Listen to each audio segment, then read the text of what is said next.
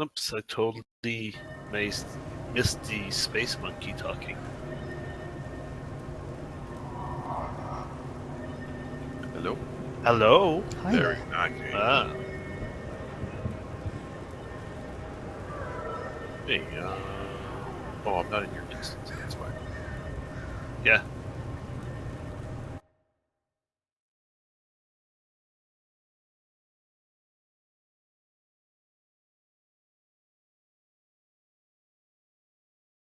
So, are you going to stream, Nyx? Because someone asked me for my stream, and I'll send them yours instead. Yeah, I'm Can't going you- to stream. Okay. Edgar, can't you host the stream from your site? Yeah, but I was streaming on YouTube, so no. Oh, YouTube and Twitch are now mortal enemies. Yeah. ooh, Um, defeat.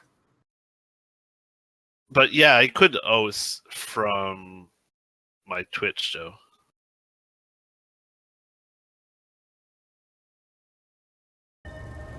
Oh, let's set that up then.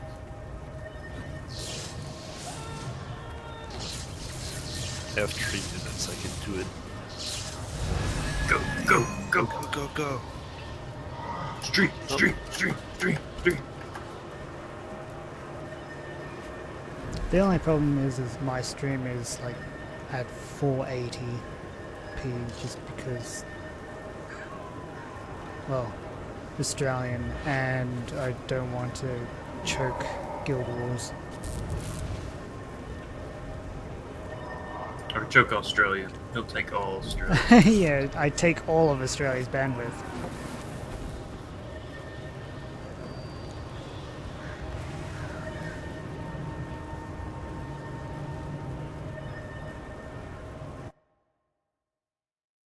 Welcome.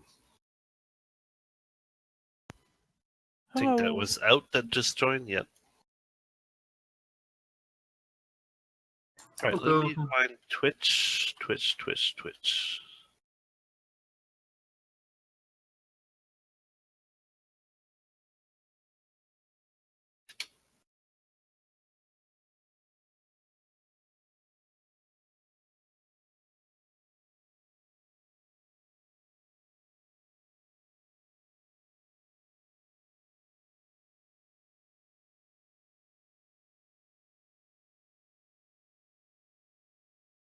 Alright, if I want to host you,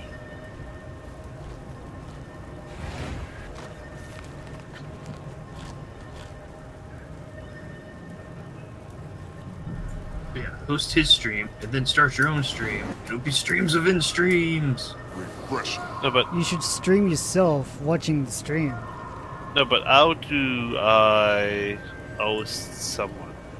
Edgar, don't cross the streams.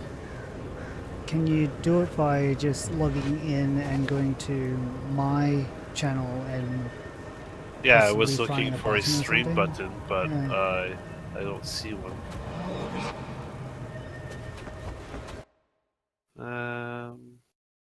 Friends, whisper, share.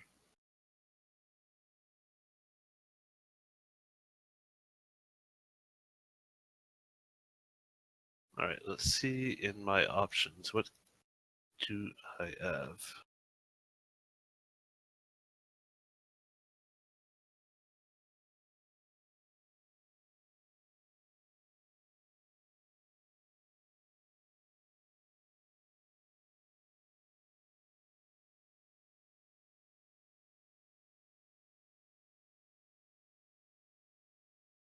Host lists. Add channels to your list to auto-host them.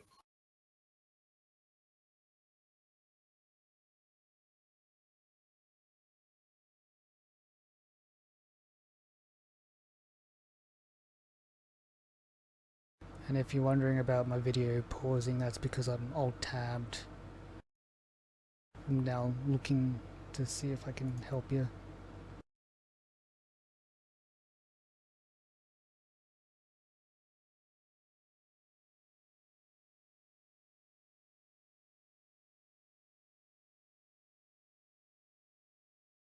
I'll be right back. Okay.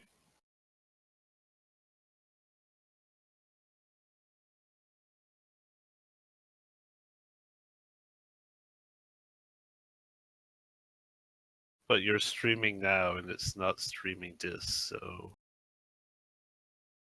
Yeah, my video is paused because I've alt-tabbed.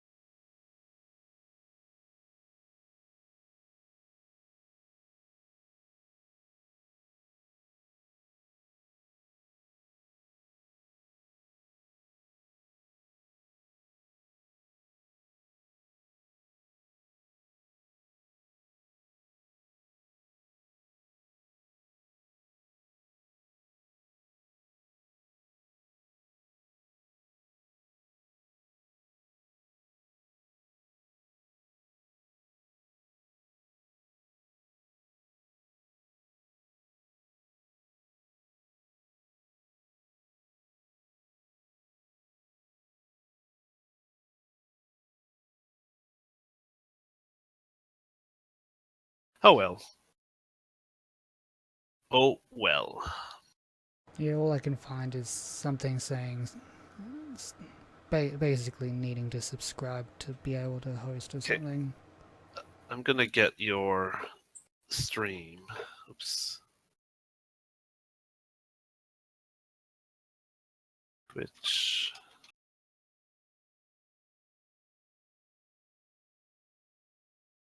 I shared it in Discord for you. Okay. And I'm gonna scroll up. Oops, no.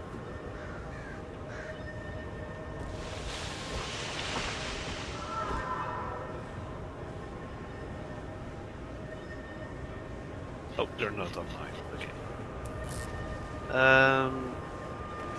Alright.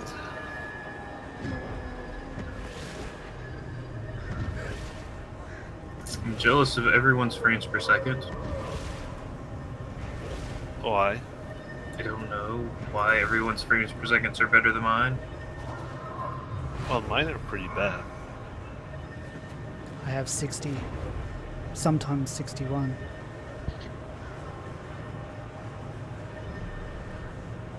Actually, it jumps between 57 and 63.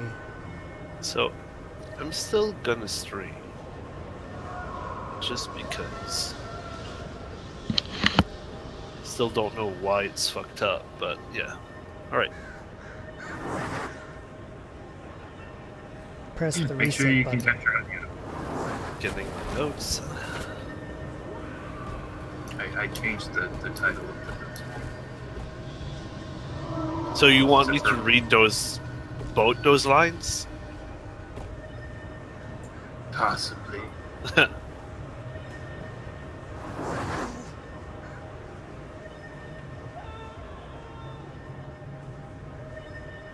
Wow. Edgar, you quite literally come up to my knee.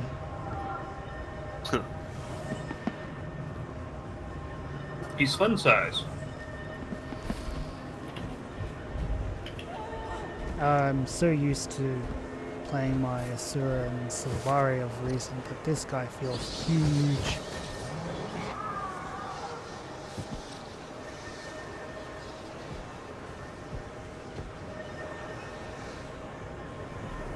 Right, get my sound down a bit, and we will start.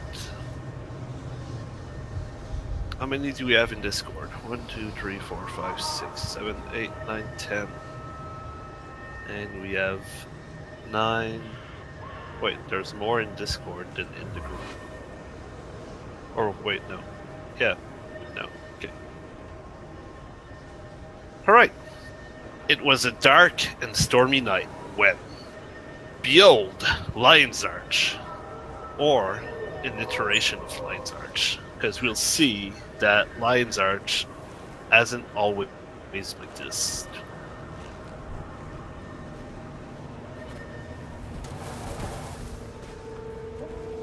So, while we're exploring, I'll go over, like, Lion's Arch has existed for like thousands of years.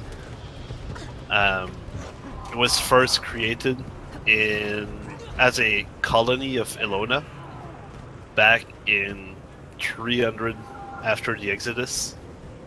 And just so you know, like, it's been 1,000 years because we are in 1329 right now.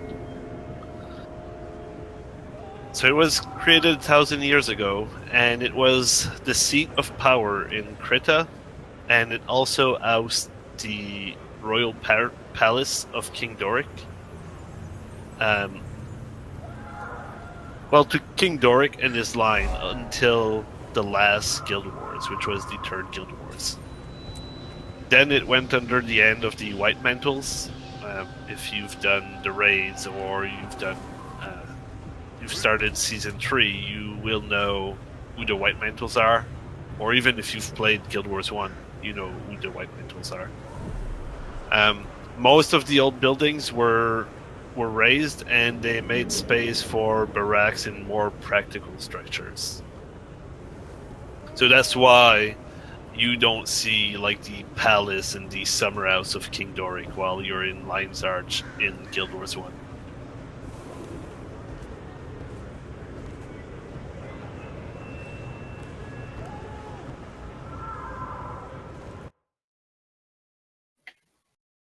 Right here, down here, we have a like little combat arena, and the borders are made out of the arch that. Well, it's the same arch as the logo of ArenaNet.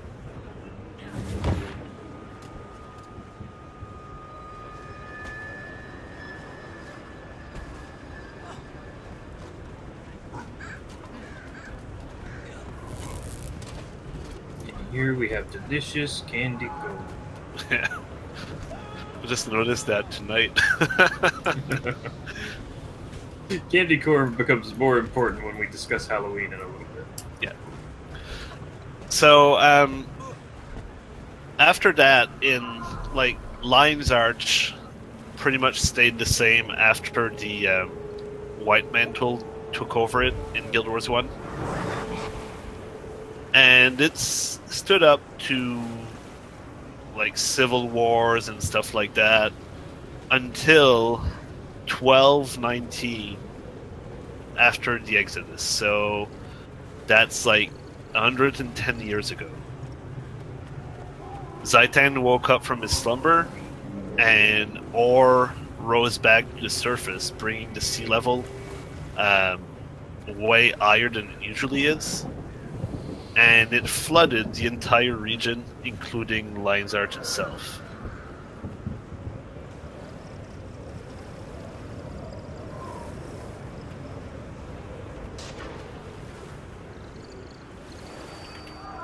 Can you hear us, Fern? Testing.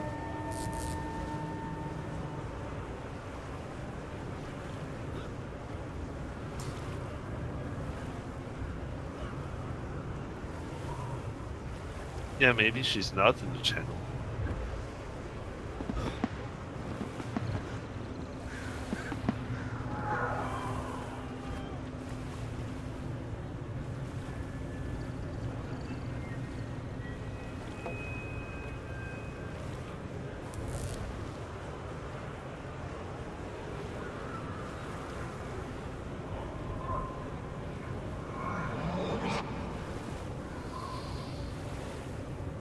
I think Sweet Fern is Silver M, but not 100% sure.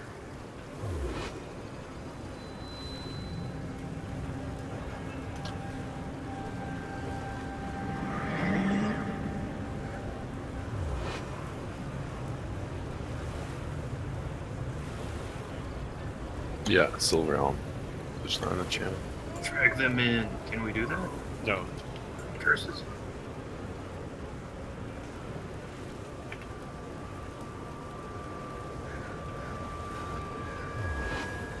Here's a little something for all my loyal heroes. Strong.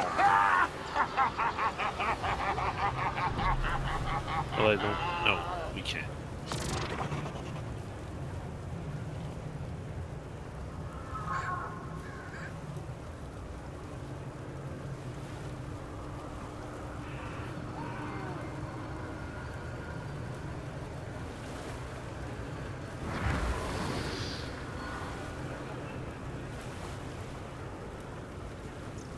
Yay! There we go. Yay, there we go. Alright. So back to the story. So, ore rose and made the water rise above, like, what it usually was. And Lion's Arch itself got submerged. And during that time, since there was no city left, like the ship, if you open your map, you will see Sanctum Arbor. So this place, well, this entire zone here was flooded. And the old Lion's Arch was down here where I'm pinging. And so, as you can see, just in the bottom here, there's only like one entrance to this area by sea.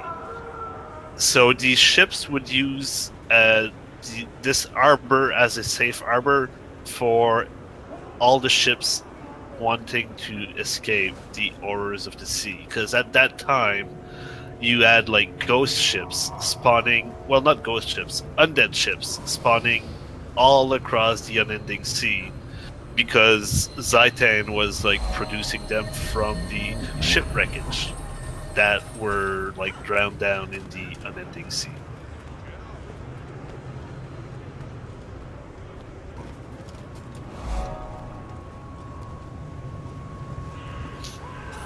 Also, this windmill is basically the only thing from the first version of the Guild Wars 2 Lion's Arch. They couldn't change it because there was a jumping puzzle behind it. So is that when you mean first, does that mean like the one that was in like the first trailer? No. This went, yeah, I mean, when we started Guild Wars 2 4 years ago. Nope, something else survived. Woohoo. Really? Yeah. Because you know it's related to a story mission. Oh yeah, and also something else survived because it's under the sea. Did the Noah racing area also survive, even though the Noah Oh racing... my god, it's Brian. Welcome, Brian. Hey, It's an all-star lineup tonight, guys.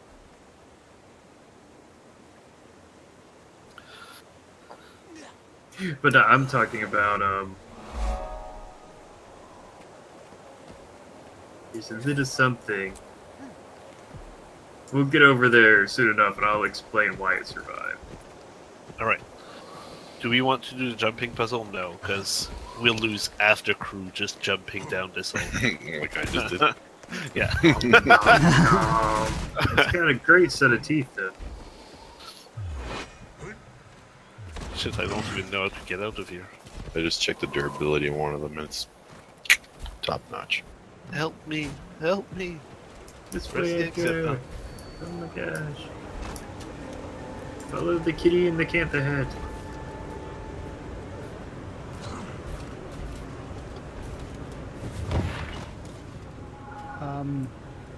I'm now stuck amongst the hay. Need to go around. Yeah. Or take the waypoint that we unlocked.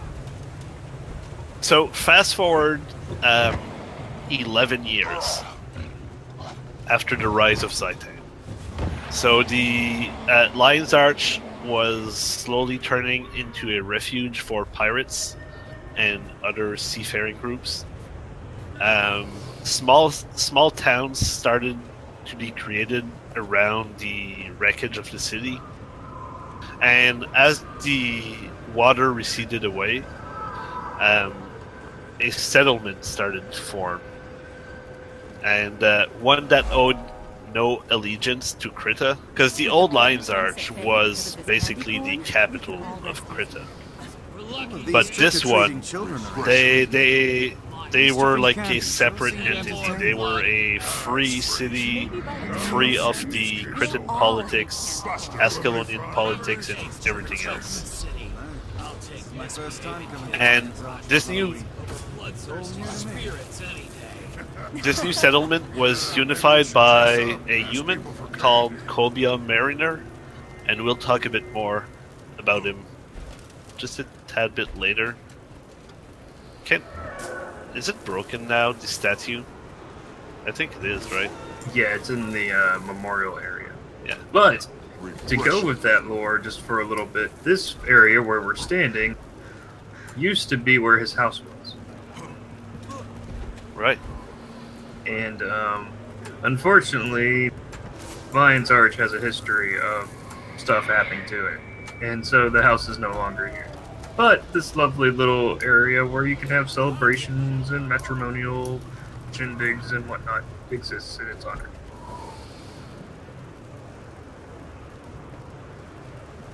So yeah,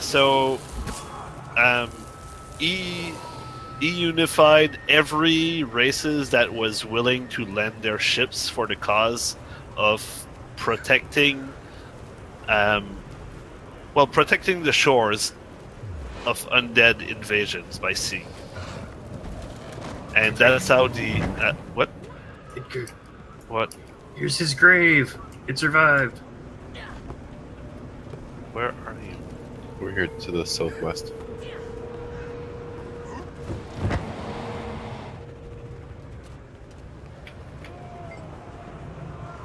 Oh, right. Buster.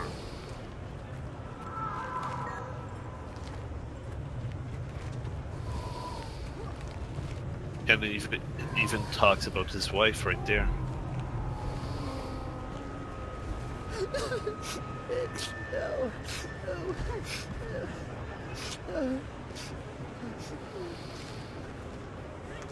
But yeah, we'll talk about him a bit more later. Those Mariner plagues, they were added after. Well, is it after or pretty much at the same time as the Sea of Sorrows book came out?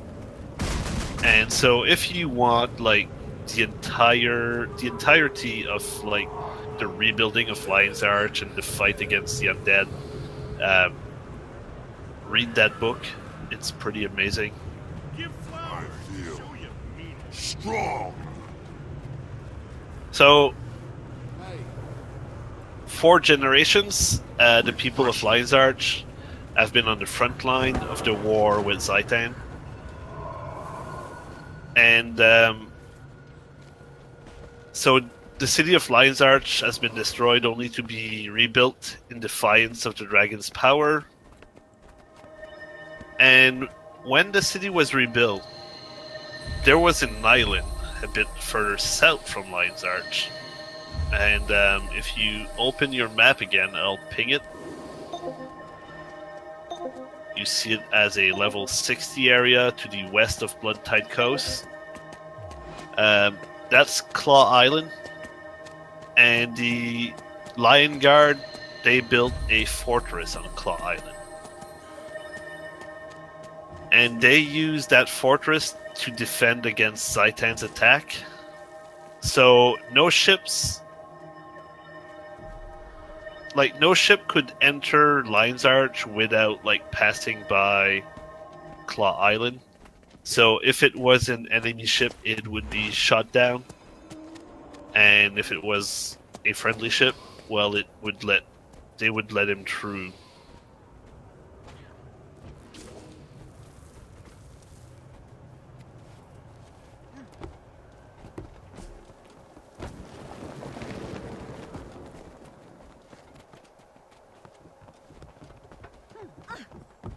This building here was added when Lion's Arch was rebuilt, and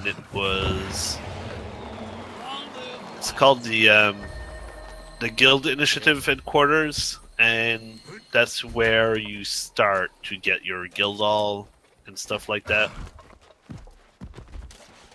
Oh, don't forget the Vista right here.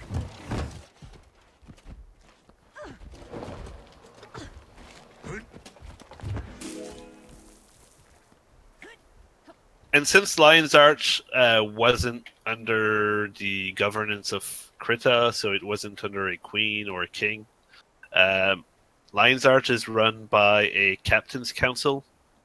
So it's a committee of wealthy merchants and sea captains. Those who wish to take an active hand in the city's governance must prove themselves regardless of their race and heritage. They must be respected as a noted ship commander, and they must have contributed to the city's growth or else. If they are seen as a leader in the city, then they may purchase one of the seats on the Captain Council when one becomes available. This system of political governance leads to a great deal of one-upmanship among the local captains and on the council itself. So, basically, to have a seat on the Captain Councils, you had to have a ship. If you didn't have a ship, you couldn't be on the council. And we could go a bit further. Was it in Season 1, Jerek? Yeah, in Season 1, where one of the captain died. Yeah, that's when, what's his name? Theo Ashford died. Yeah. So there was an opening spot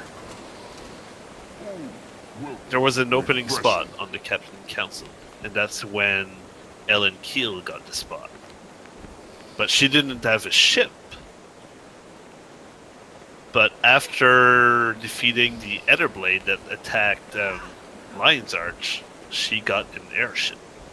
So she was able to get a seat on the Captain's Council. You'll get to the top in less than a minute, Arco. Buster!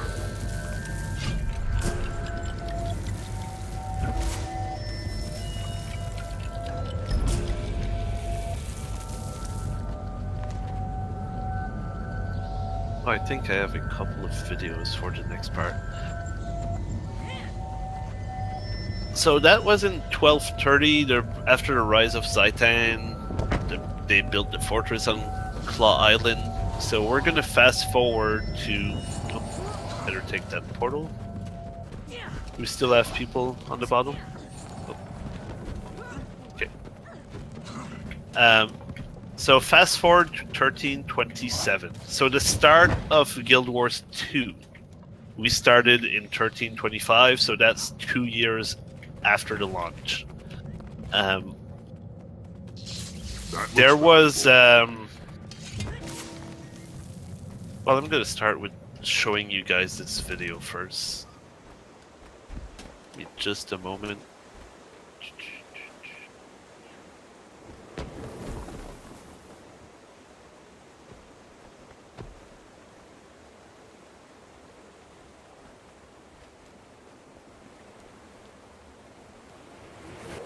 Oh, I can share these first.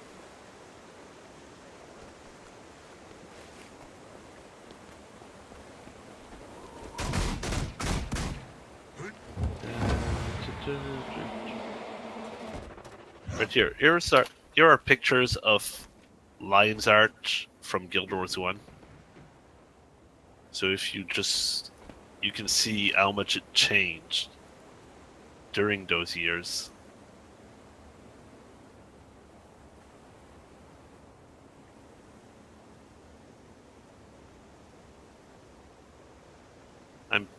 I'm putting those pictures in Discord, by the way. Marco, can you send CW the link?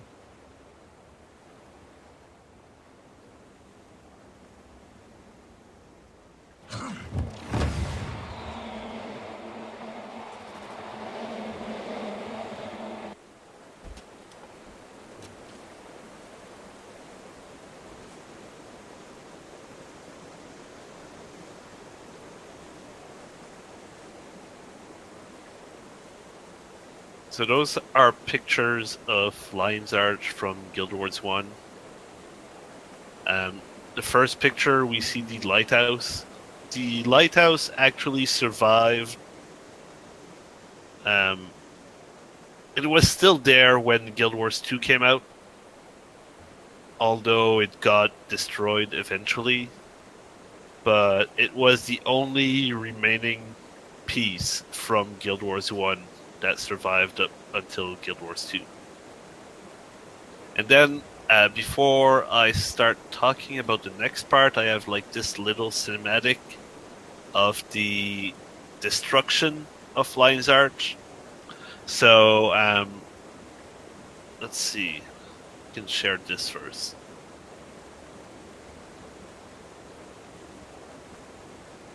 So this was the map of what Lion's Arch looked like when Guild Wars 2 came out. Right here. And then this happened.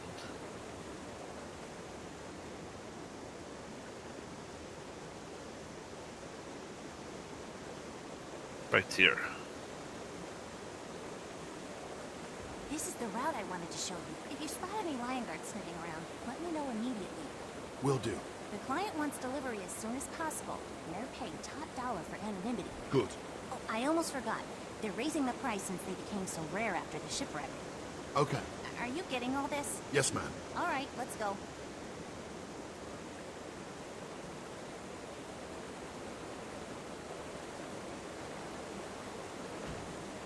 So as you can see, Lion's Arch didn't look at all like it does right now. Because since it was built on the like wreckage of ships, they used a lot of those ships to build the city back. So a lot of those houses were made out of ship parts. Yeah, the best examples of it left in the game are, there's a mansion out in Jindarin Fields that's owned by a former Lion Guard, and it still has the boat aesthetic. The Revenge of the Capricorn map, which was recently added to PvP, has a lot of the old Lion's Arch look to it.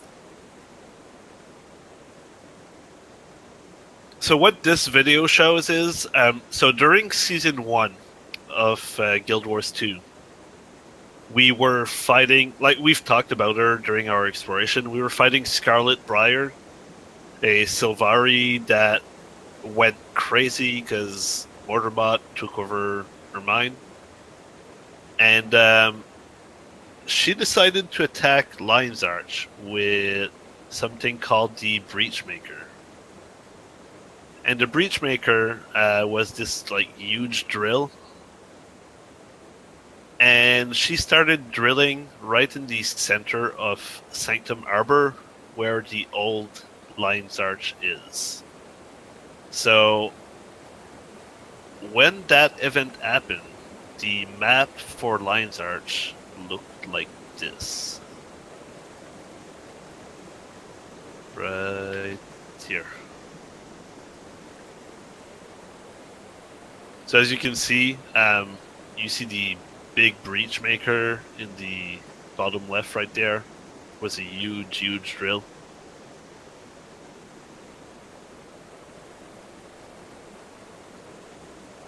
Right, I'm gonna move a bit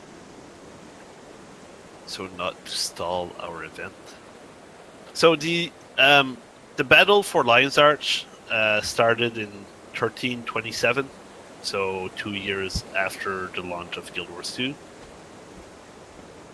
And like I said, Scarlet Briar descended on Lion's Arch with all her deadly forces. So the year before, she's been like amassing an army by doing alliances between different the different races of enemies in Tyria. So you had like the Molten Alliance, which was the Dredge and the Flame Legion. You also had the Toxic Alliance, which was the Nightmare Court and the Crate. You had the Etherblades, which were Sky Pirates. Who were backed up by the Inquest. Right. I was trying to figure out which was the second one, but yeah, you're right. The Inquest. Pirates and Inquest. That was a little nebulous. And so she came down on Lion's Arch with those forces. And the Breachmaker itself.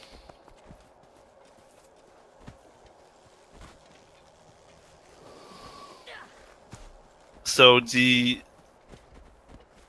Breachmaker started drilling in Sanctum Arbor. You're no match for my intellect. I feel strong. Oh, Jerek, you're not even doing it the proper way. I'm a cheater. So it started drilling in the center of Sanctum Arbor, and it continued drilling uncontrollably before it mysteriously exploded a few days after hitting a magical ley line. And that was Scarlet's target. So even if we killed Scarlet, her mission was successful by hitting that ley line. And the blast that it caused, like I said, the Breachmaker exploded, so debris of steel were scattered all across the city, destroying like most of the city itself. And I'll show you a map. Just a sec, I can't even get up there. What the hell?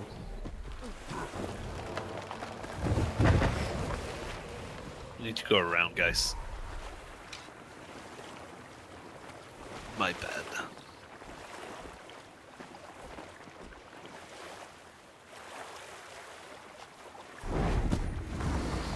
And that blast of energy is what woke up Mordormott in the jungle. So after the explosion, Lion's Arch looked like this.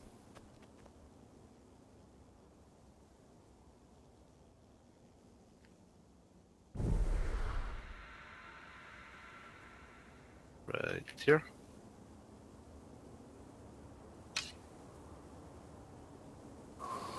So, as you can see, it's rather small, but you can see like pieces of metal like all across the Sanctum Arbor. You had even like big chunks of metal that flew to the east of Lion's Arch to by the island we were at where Cobia Mariner was buried. You can see one chunk of metal right there in the water.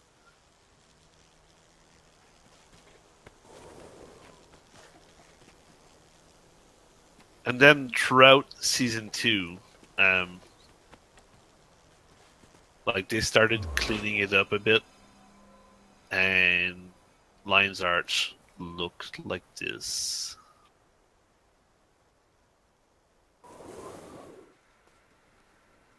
Still with pieces of metal all across the city itself.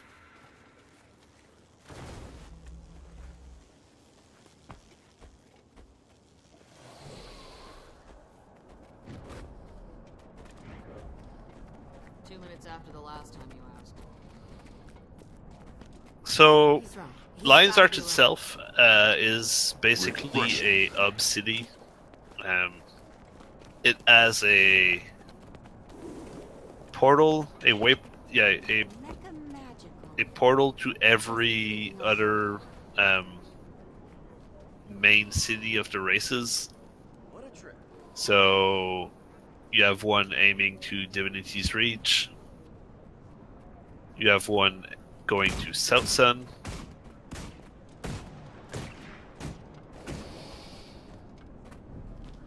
You know what I just realized, Jerek? What? Aren't portals supposed to, or Asura Gate, supposed to be pointing in the direction they're going? Via the law, yes. And they originally were in the old lines. Yeah, well, yeah, South Sun was, but like the rest are. Get out of my way. Like Old Brack is pointing in the right direction. Divinity's Reach is pointing in the right direction. It's just South Sun that's weirdly placed.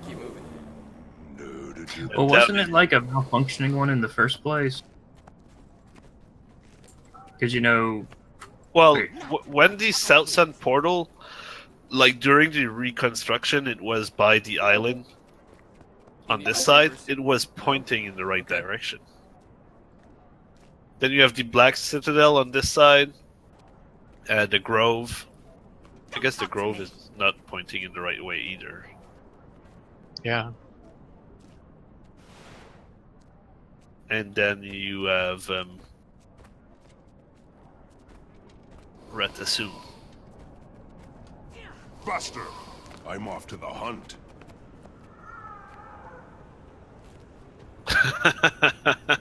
Probably. Alright, we're gonna go get the waypoint down here. Not now.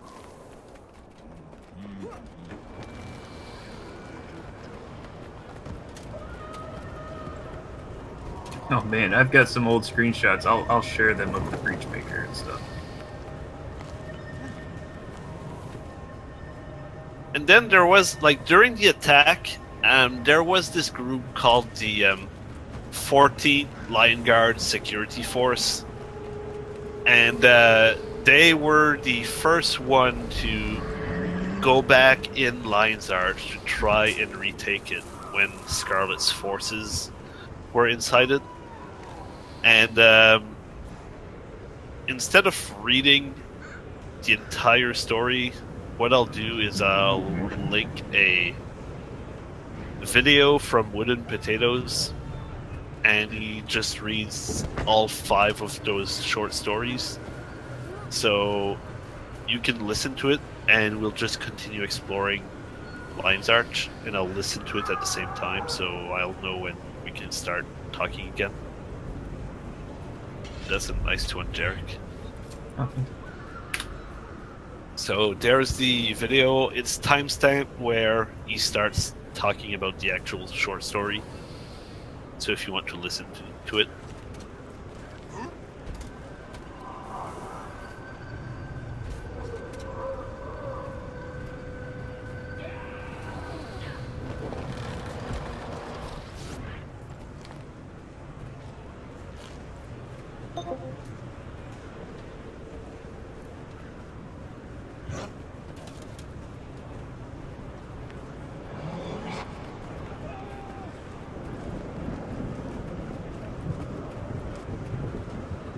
Welcome.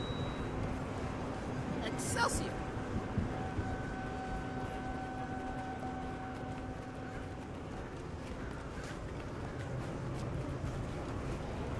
Oh yeah, Easter egg here. You can actually steal this guy's pet if you're a ranger.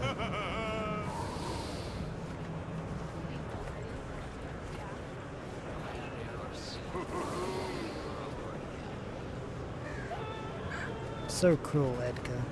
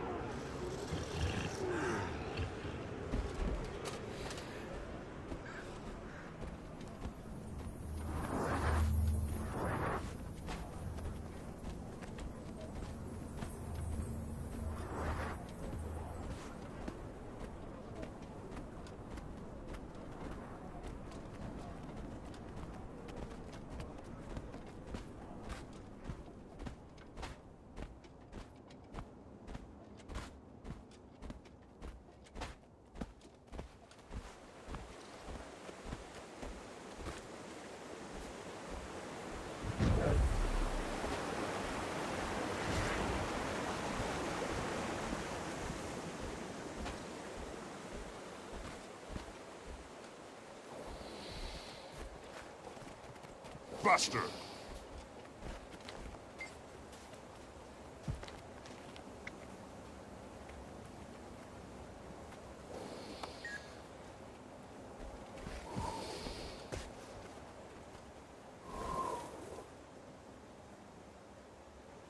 Oh, I have a screenshot on Steam from when Scarlet attacked. I'll post the link here.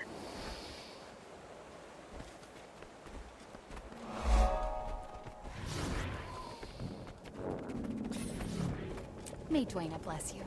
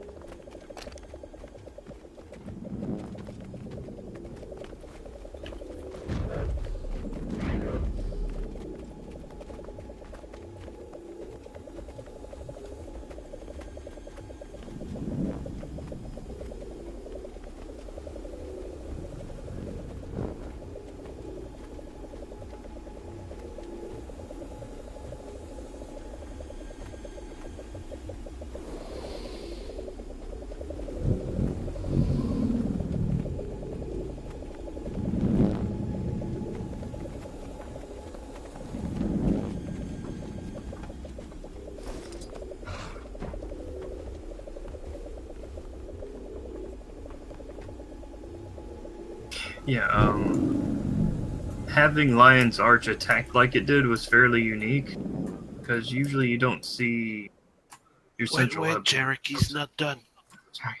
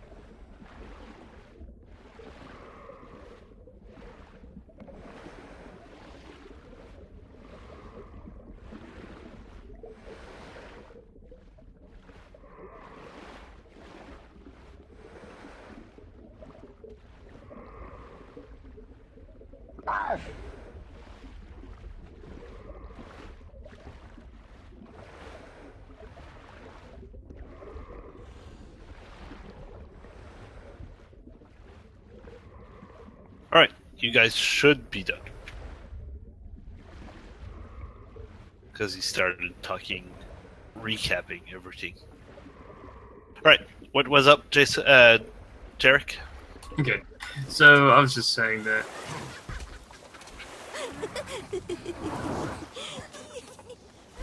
from kind of a gameplay and lore perspective, having the capital city of your game completely demolished and rebuilt was fairly unique. Yes. And it was also kind of an example of what they were trying to do with the living story at the time, which was they wanted kind of permanent changes to the world that you kind of had to be there to experience. And then we have people like us who can tell the story that happened. Exactly. Also, like, talking about destruction in Lion's Arch, you'll see that fort picture, a beast covered in cogs.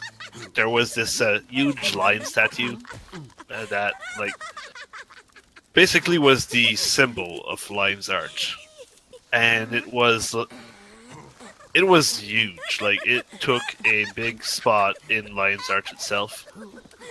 And during that we're gonna cover that a bit, but I'll just go over how like they've been destroying Lion's Arch over and over. So during that first Halloween, when the Mad King showed up, 2 months after launch. yeah, 2 months after launch, the Mad King actually like came through, like blew up, came from under the lion itself.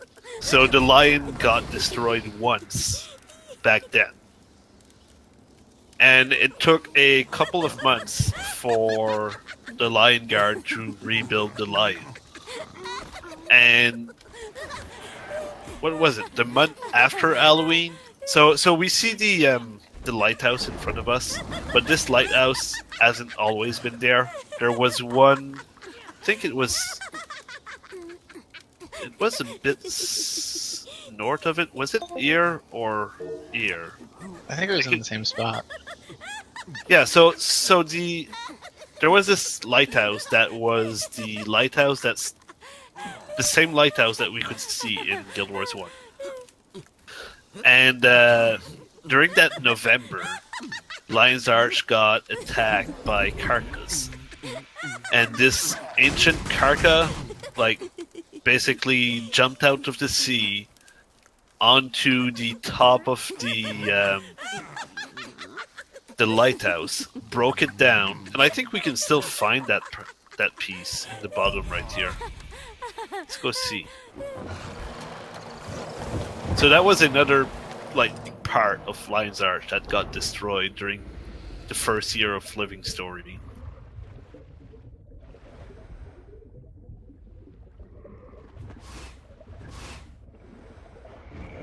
See stairs here. Maybe they got rid of it. There, target identified.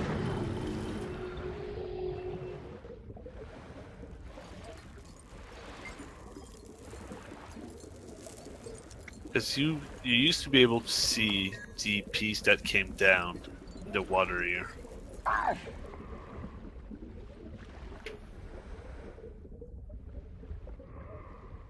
Oh well. But yeah, so that's another thing that got destroyed. And then, like, the city itself, like, got destroyed. And if we scroll back up, I'm gonna go grab the picture and paste it again, so we can see. I can show you some stuff. There's the Mad King after he destroyed the lion statue. Right.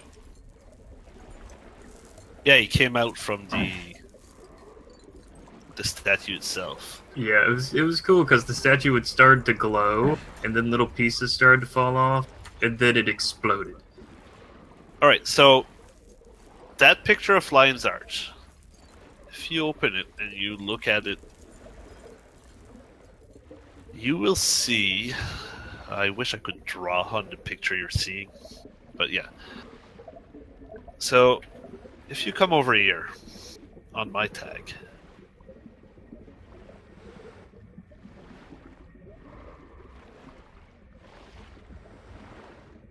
This part right here,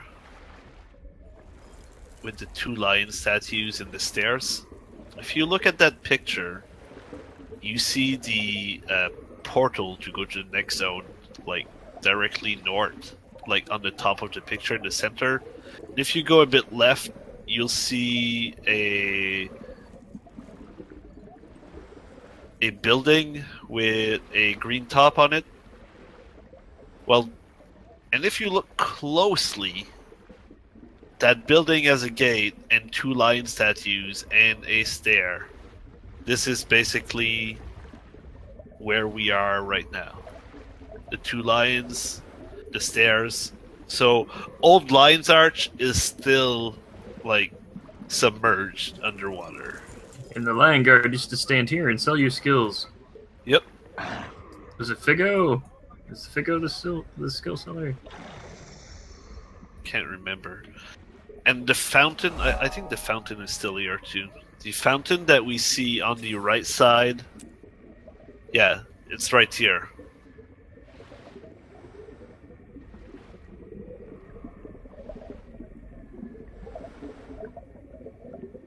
Yeah, this is the fountain that used to be in the center of Lion's Arch.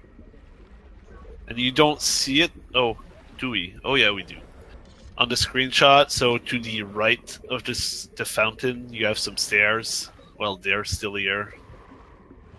Like, they've basically recreated a destroyed version of the city underwater. Yeah, here's one of the circles. Where is Jerek? I'm over here. Oh, okay. You see, like, there's one of the ground circles over here, like where the merchants used to stand around and stuff.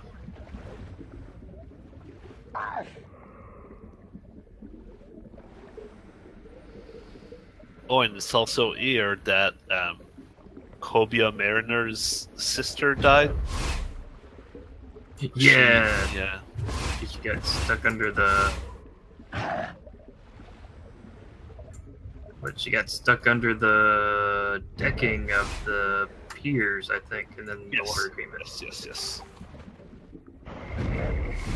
Now, also over here is interesting. If you come this way, you will actually see the pictures of the big drill that I posted in chat. Here is the big drill. Right. The wreckage. So yeah, you can go right to the bottom. Yep, and when you get to the bottom, you actually see a little bit of ley line energy. At least you used to. I don't know if it's still considered a confluence or not. Yep. So this is like the only piece left of the Breachmaker's attack. Yeah, when Lion's Arch was originally destroyed, there were actually big chunks of it still in the bay, and you could, like, climb all over it. But as time moved on, they removed more and more junk. And slowly but surely the town recovered and became what it is today. And there was one little Lasura on a bridge, and he had no hammer. And he just kind of hit the bridge with his fist for 2 years and fixed it. And he is my hero. Because he never gave up, damn it. Yeah, from when Lion's Arch got destroyed to when it was rebuilt, what was that? It was like over a year, right? Yeah, it was over a year. I think it was like 15 months or something like that. It was insane.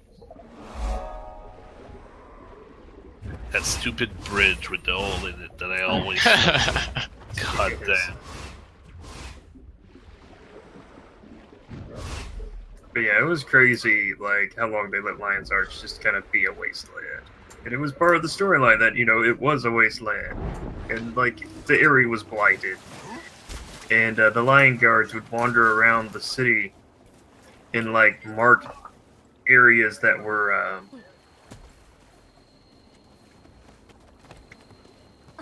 what's the term? Dang it, I blanked. Hazardous? Yeah, hazardous. Or, they talk about, like, how they pulled bodies out from under this collapsed building and stuff like that. And there's, like, one little Asura guy who was, like, really racist against Slavari because of what Scarlet did.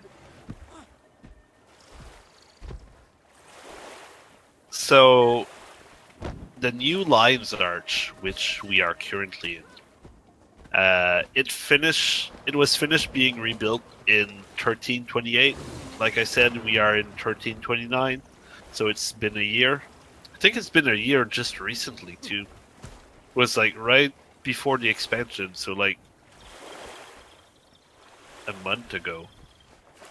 Yeah.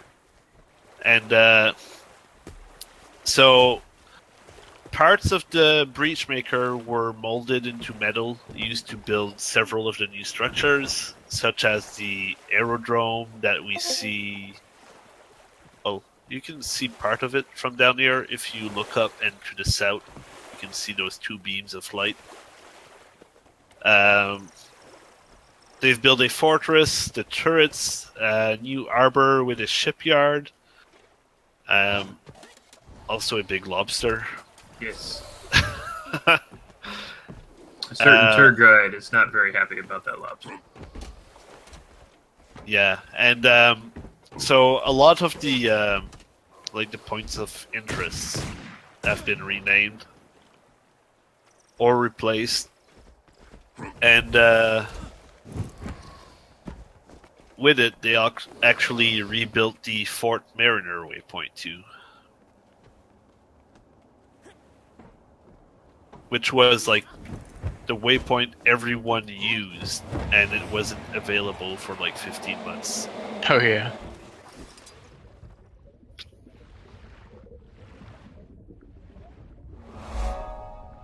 We've talked about Bloomaloo and Penelope, which were two quaggins that during season 1 they used to show up, and right after they showed up, like something bad would happen.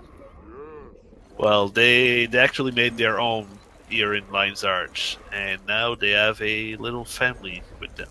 Wagga, pretty. Yes, they had a litter of pups. Yep. But you're right, destruction followed them everywhere. Yeah, they originally lived out in Kessex Hills. And then they moved from the little Quaggin village that got destroyed there to Fort Salma, which got destroyed. And then to Lion's Arch, which got destroyed. Yes.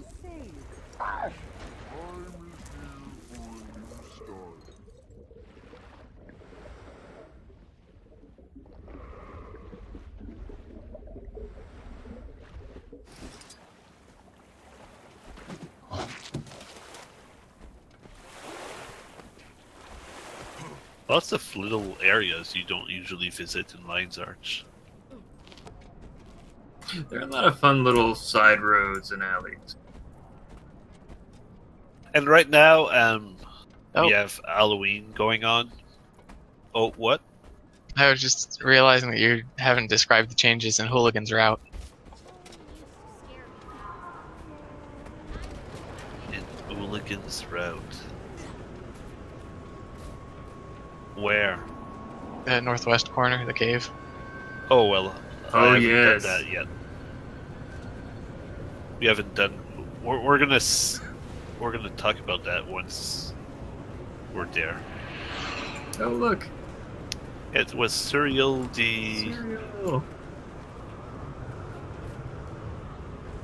Serial, the blazing light.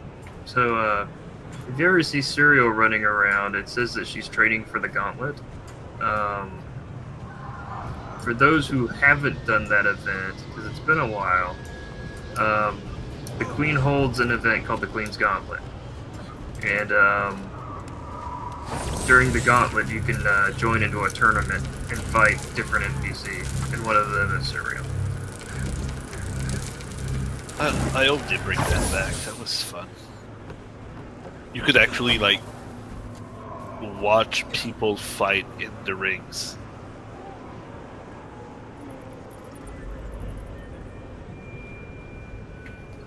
Right, everyone got the waypoint?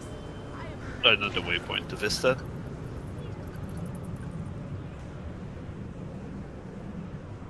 Still have a lot of floor to cover, but I need to reach the areas first.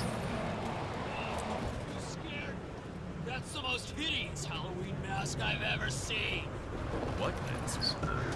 So the Black Lion trading post actually like benefited from the destruction of Lion's Arch, because now they have like this humongous like shop here.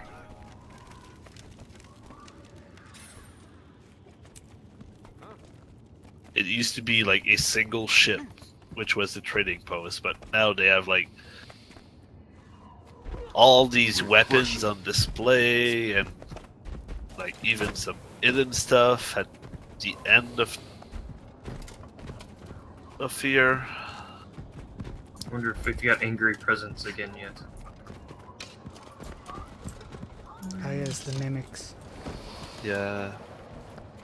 No, not yet. Nope.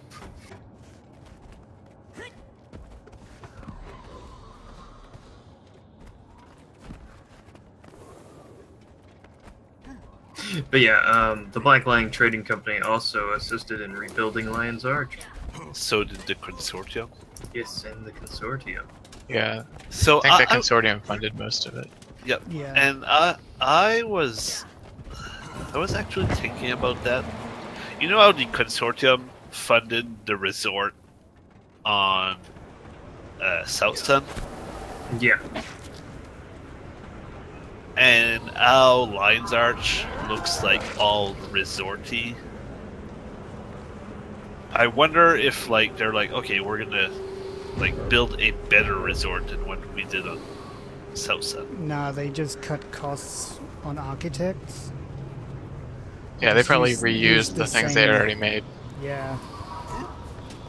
Just recycled the plans. Yeah. So you're thinking that this was what they were trying to build on South Sun? Yeah. Like this huge theme park, aquatic theme park? I mean, that kind of makes sense, I guess. I don't remember which NPC it was that I heard say this, but I thought it was really interesting. They said that no one really knew where the consortium got the money to fund like rebuilding Lion's Arch, or why they decided to just donate like all of it to the rebuilding. Yeah, the that's consortium kind are of gone really- unresolved so far. Yeah, the consortium are really interesting for that. Like, they just popped up during Season 1. And, like, we don't know much about them, even now. Like, right now, they even have, like, their own area in Lion's Arch with their base of operation. Didn't they accidentally like create the rift to the fractals of the mists? Yes. Well, they funded the research into the fractals.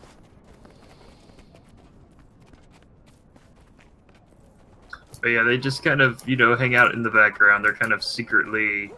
This kind of secret capitalist organization. It's like kind of a slightly less competent and nicer inquest. Yeah, basically. very shady business that they do.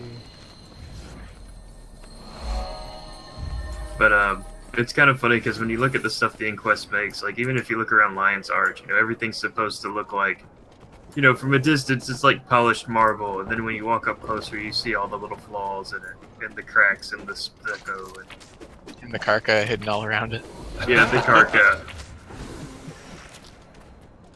The fact, like, if you go over behind the bank here, there's actually a little bucket that's catching the water drops from Yes, I saw that the other night, and I was like, wow, that's, like, really neat that they've added that. I'm trying to find... It really shows the cut corners. I can't remember where he is. Where's Lost and Mariner now?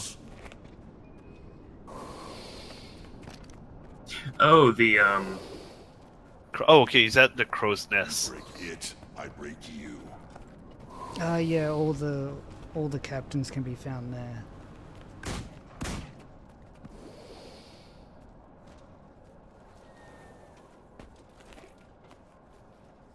This vendor here sells pretty much everything that was available throughout Season 1. oh yeah, what's his name? Sandor, the seller. Yeah.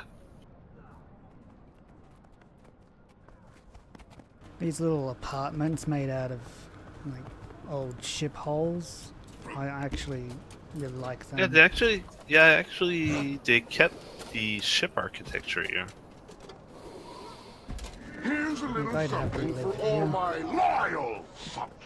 Well, if you look above the stonework and the stucco, it's still got the ship theme around a lot of rooftops. It's just, it's not the sole design anymore. The city's more of a fortress now.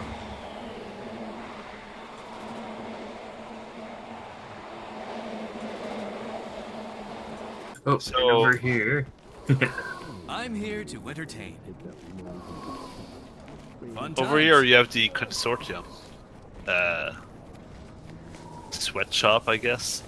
Yeah, those windows on the outside are there just for show. There are no windows inside. Yes. Really, they rent that space out to Scrit, I guess, in the walls.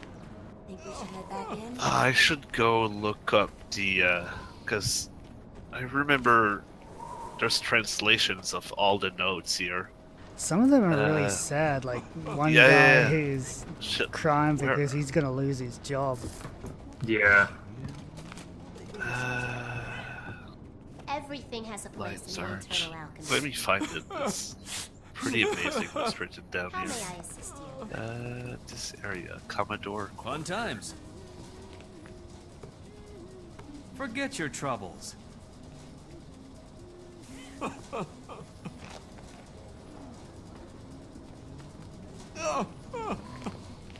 I think one of the Sylvari is really naive and thinks everything is fun.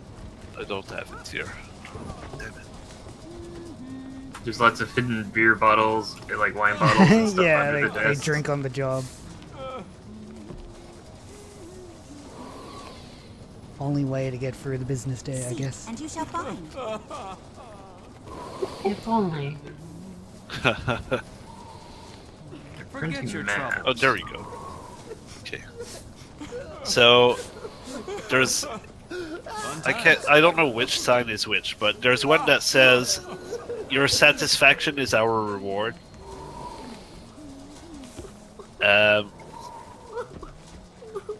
The consortium is a premier omni-channel provider of iconic brands, planning solutions, and customer-centric services. The benefits of standing all day: improved circulation, less more inertia. Every weekend is like a vacation. I'm here to Sitting is for the weak. That's at like every station. All those yellow sheets on the wall. That's what it says.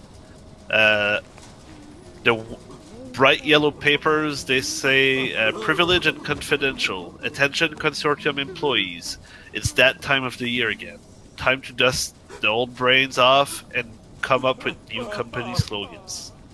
We found that revenue spike every time we change our appearance, so it's time to bring out forward-thinking, innovative thought process to bear in this project. Be sure to leverage all your mental assets. The winner this year gets a very attractive warm beverage holder. Whoever submits the worst entry will be encouraged to seek employment elsewhere. Good luck, and most importantly, have fun. Then there's a couple of like letters on the desk. Some say, "We care." Another one is, "When was the last time you had a good time?" New world awaits. Never stop changing tomorrow. Where the fun comes home. Oh, well, these are slogans, I guess. We are the future. Romance on the beach is more than just a drink. Catch the feeling. And there's some that are like barely legible. They are like they're by the ones that is crying. Yeah, this one right here. So the least rough sand in the world. What crabs would could be worse, I guess. What have you got to lose? And keep rolling. They're actually like reference to like the Karka incidents. Yeah, because what crabs is because like even when they were rebuilding Lion's Arch, like you had like all these ships that brought the pieces in, which came out of nowhere. I don't know where they like built it, but on the sides of the ship you could find Karka hatchlings. Well, that's really obvious. They brought everything from South Sun. Yeah, probably. So yeah, and even the one that says like keep rolling, rolling, rolling is a reference to the Karkas, because they would, like, the giant one would roll all over you.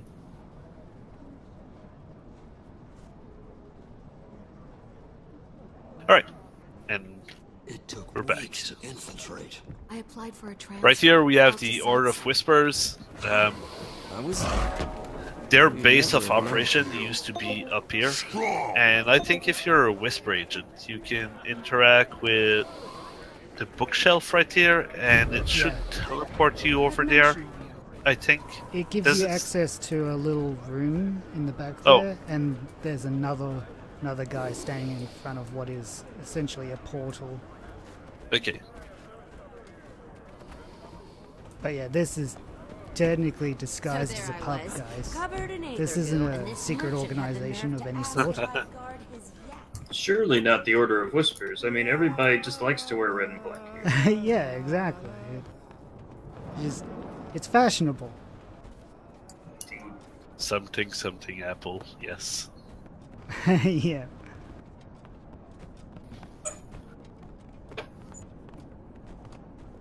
I feel strong.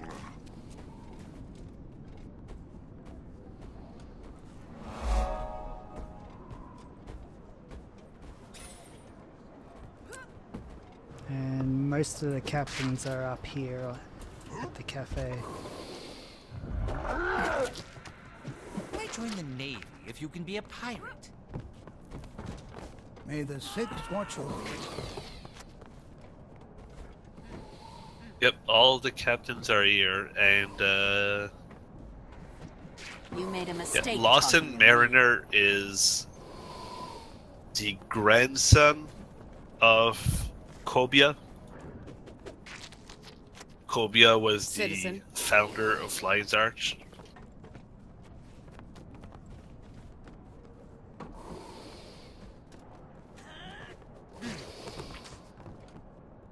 You'll be visiting old Grant soon. Is Ellen? Oh yeah, she's here. I'd offer People the targeted traditional her. pirate's greeting, but Yeah. your spleen is better unperforated.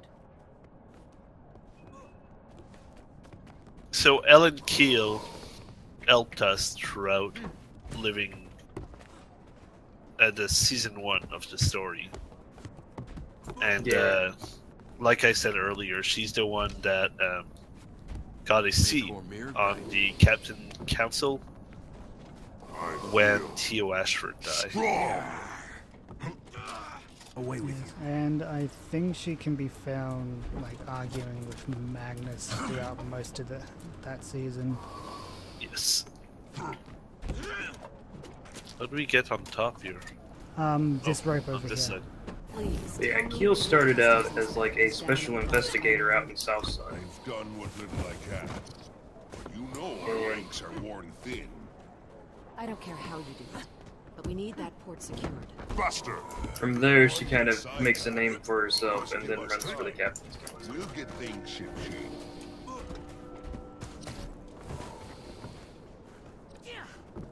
But we actually had to vote for who would win the seat on the Captain's Council. Indeed, we did. Because there was also Yvonne Nashblade, the owner of the Black Lion Company. Yep. He that promised us. Yeah, he was interested in a seat on the Captain Council too. So what happened is the players had to like drop votes, like ballots, into one of two boxes, and I don't know if anyone still has some, but we could have like tokens that would show up by our shoulder to show our like who we wanted to vote for, I and still have my tokens. you should get one. I'll get one. Give me a second. But yeah, there were like single-use tokens, and then there were like a permanent token. And you would get some that you would drop in the ballot box to put your votes in, and it lasted what, like 2 weeks, And I can't remember how close the results were, but Ellen Keel is the one that won the votes. It was I've got some 55% to Asuran stargazer 45%. asking me if I There can you go. do something about the light pollution from Phoenix Thanks, Ridge. Keel. I mean, Yeah. that torch I is was supposed a to light big the harbor. Evan That's the supporter, idea. so I'm not really happy that Keel won. We were promised an Abaddon fractal. Good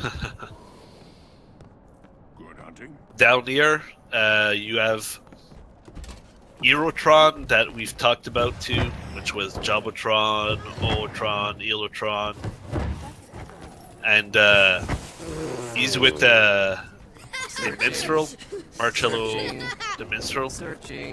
And if you stand here long enough, you'll see Eurotron mocking Marcello by like repeating his music and like remixing it.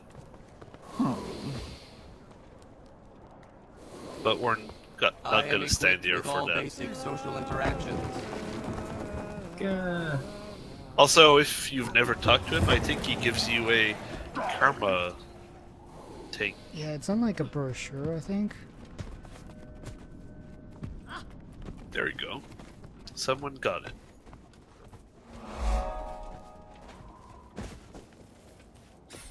Don't get in my way.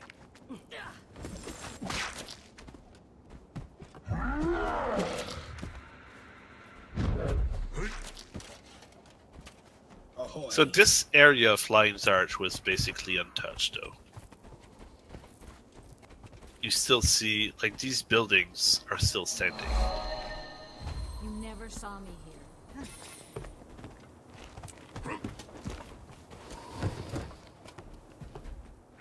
Faster!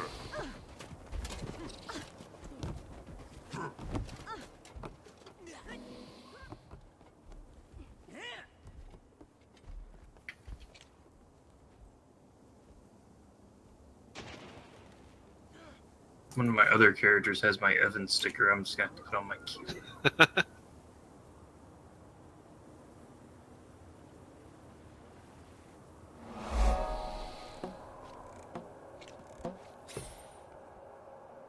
You'll have to teleport back to our map. Oh, yeah.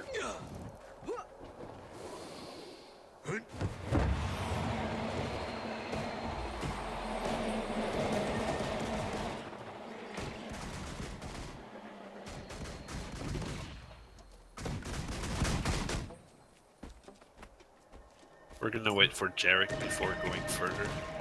All this just so I can have a picture of Ellen Keel on my shoulder. You. They're watching you.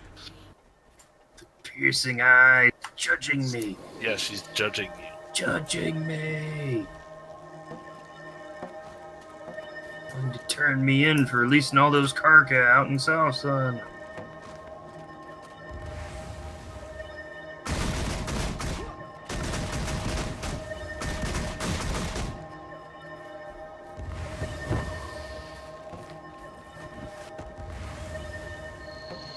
There you go.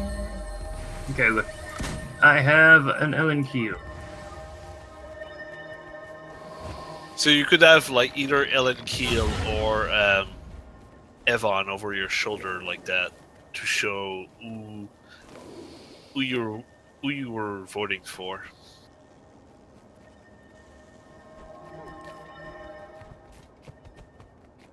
And there would be like, I think it was also during the, yeah, it was during the Bazaar of the Four Winds. So you could do like different events related to Keel and Nashblade to kind of earn their favor. Oh, and here is the smashed statue of Kobaya Merrick.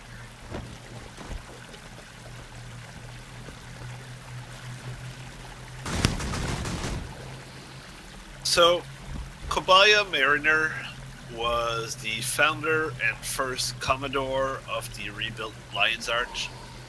He was the grandfather of Commodore Lawson Mariner that we've seen at the Crow's Nest. And, well, this used to be a statue of him. Not much left now.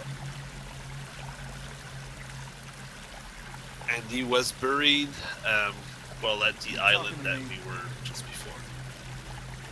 So, just a bit of backstory on Kobia himself. He was raised in the poor portion of Lion's Arch before it got flooded. And he was living his childhood within a rundown shack on the coast. His father was a former member of the military turned sailor, and he disappeared at sea, leaving Kobia to live with his alcoholic mother, who turned abusive after her husband disappeared, and with his younger sister, Vivian. Oh, I forgot to get that from my sec. Okay. Before that, his grandfather had fought to save Krita from the White Mantle, and due to the nature of his mother, she wasn't really working, so Kobia was forced to work multiple jobs to earn money for the family. And in 1219, so that's the same year that Zaitan up.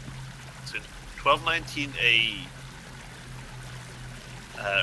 his sister died in an incident falling from the docks, and since their water was rising up pretty quickly, she drowned by those docks.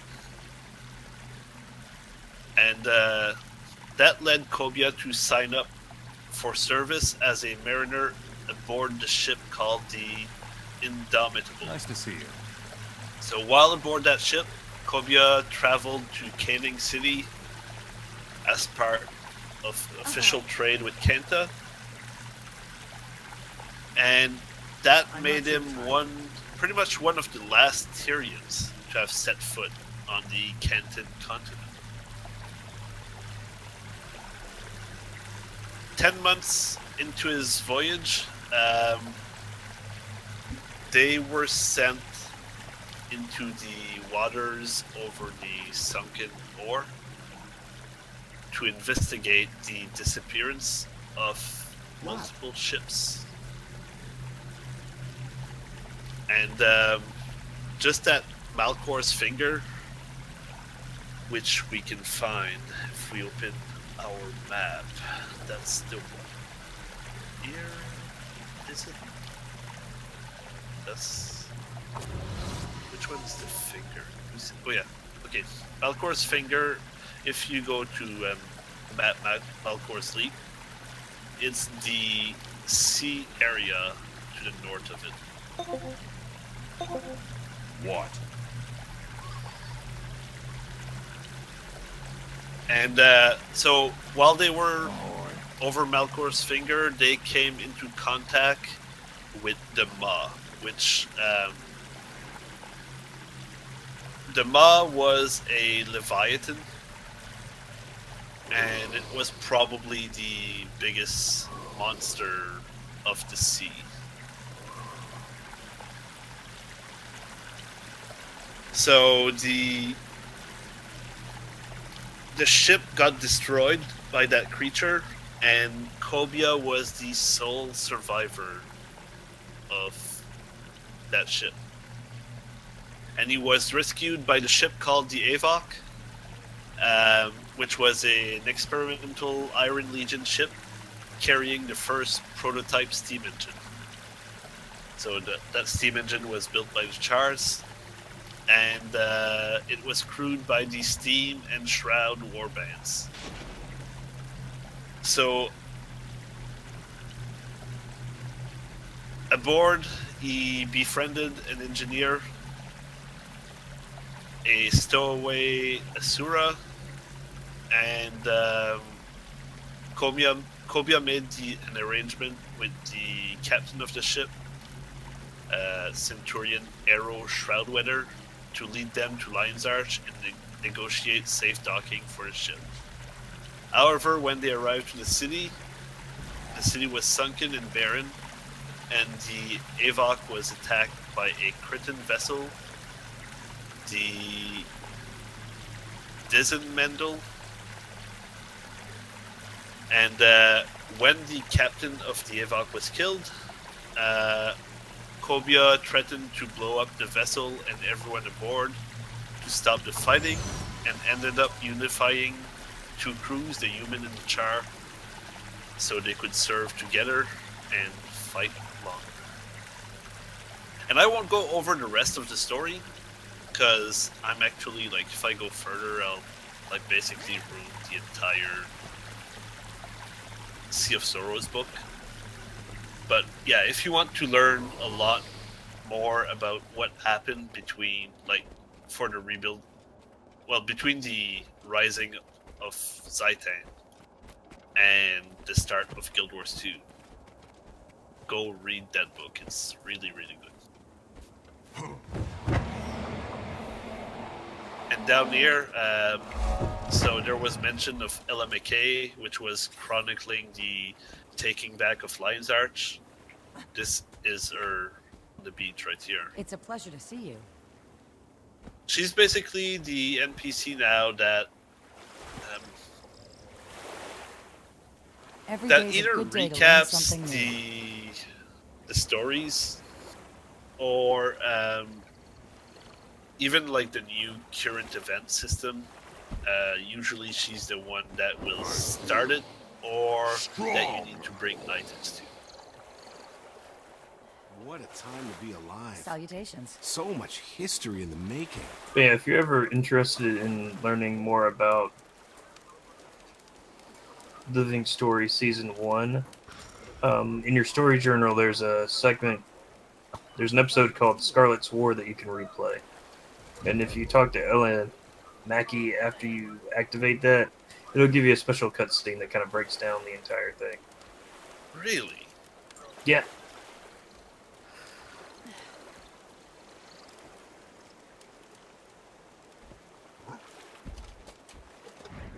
But you have to activate it, because if you don't activate it, then she starts doing the current events.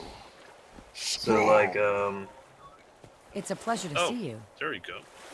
Yeah, Scarlet's War. Begin this story, and then you can just talk to her. And it'll start the cutscene. Shows everything that leads up to the destruction of Lion's Arch. Salutations. Every day's a good day to learn something new.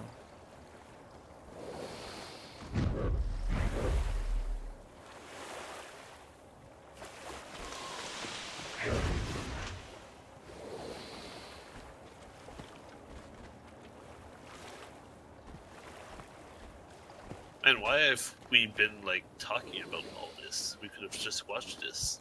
I didn't think about it until I ran into her.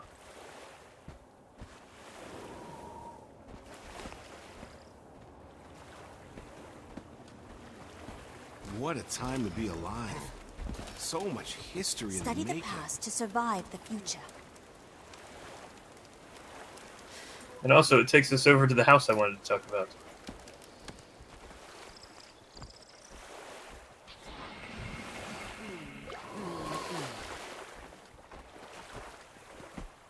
Oh, okay, I know which house you're talking about.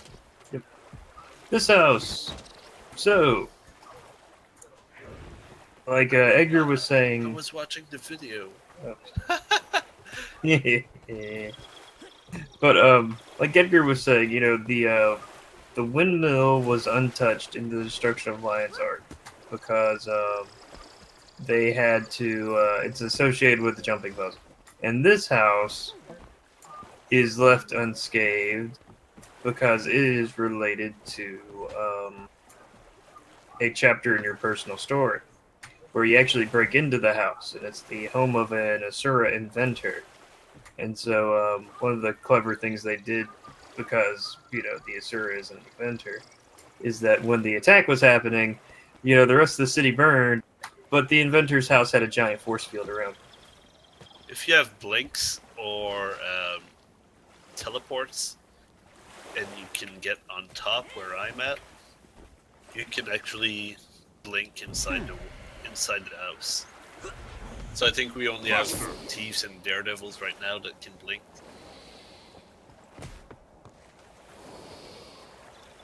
But yeah, you guys could get inside the house.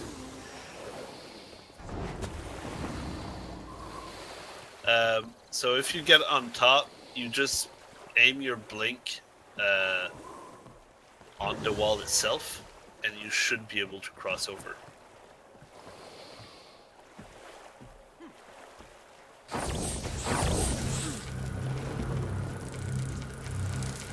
At least it used to let you do that. You might need to be on the beam in front of you, though.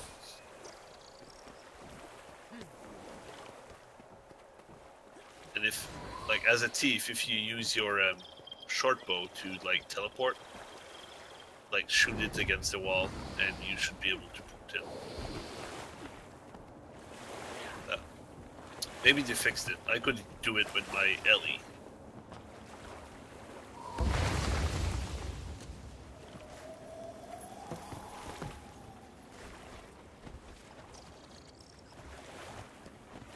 Alright. To the wall.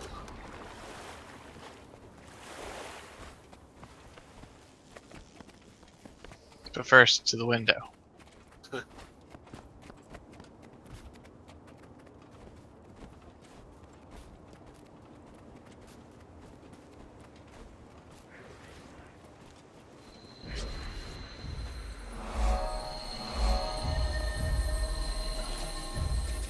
So this is the Tengu wall, with integrity. And even when Lion's Arch was attacked, they didn't want to help out. So during the attack, there was actually like Tengus on the wall itself, and they would shoot at you if you came close. It is good to because they're speak with you. jerks. Yeah.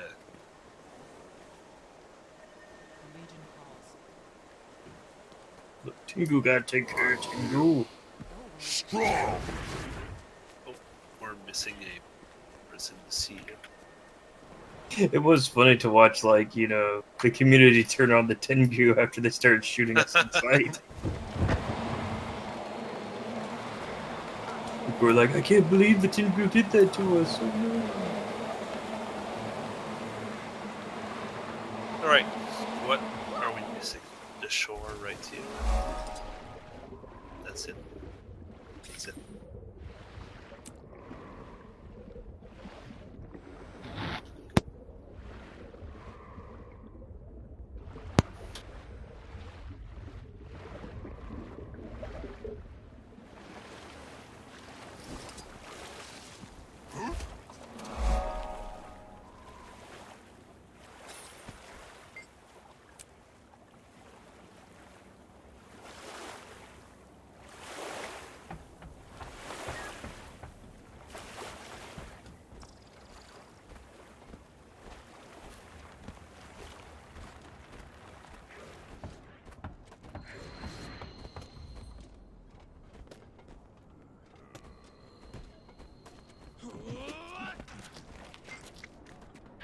And the point of interest of the lobster. Oh, I'm missing one.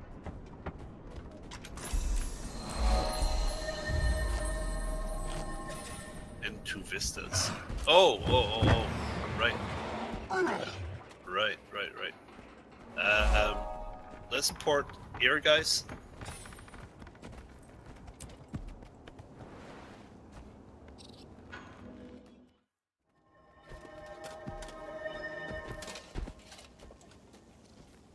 To the script pirates.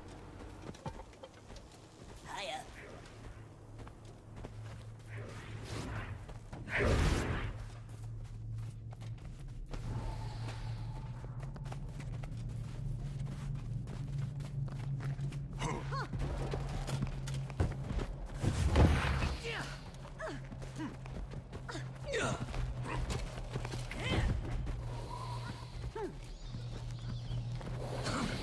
hardest jumping puzzle in the game.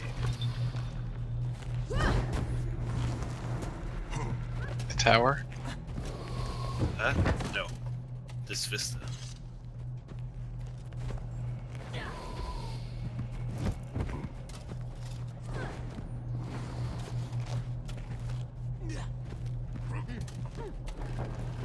I had to go into first person because my char's so huge. So this area used to be run by real pirates,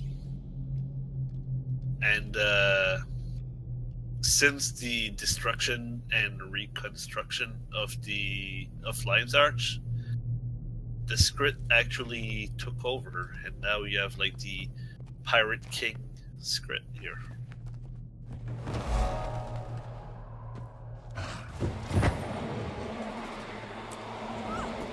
If I remember correctly, he also has a very special chest. You smell Yeah, the tricolor key chest. got something?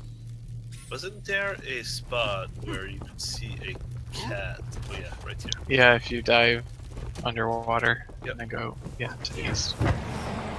So this chest here is called the Trikey chest. It's important because it goes back to Living Story Season 1 during the Tower of Nightmares. And so the Tower of Nightmares was kind of like this open world... I don't even know how to explain it. Event.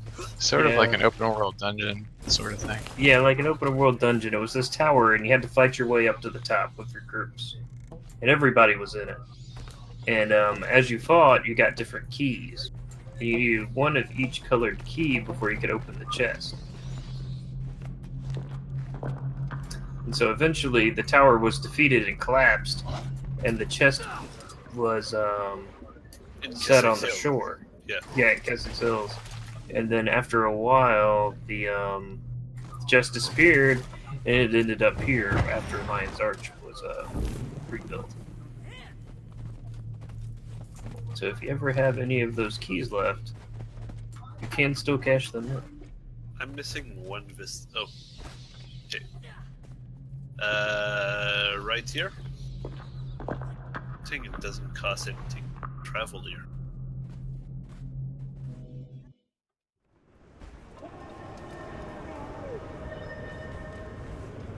And this should be the final point. Yeah, this is the one on the net. Uh-huh.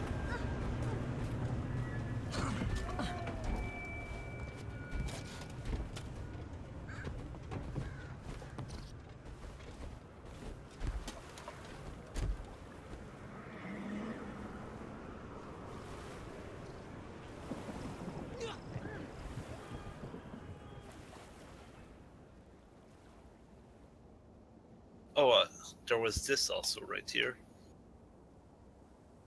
I think you get that when you finish the 12 Mariner plagues. And that was actually the doll of Kobia's sister.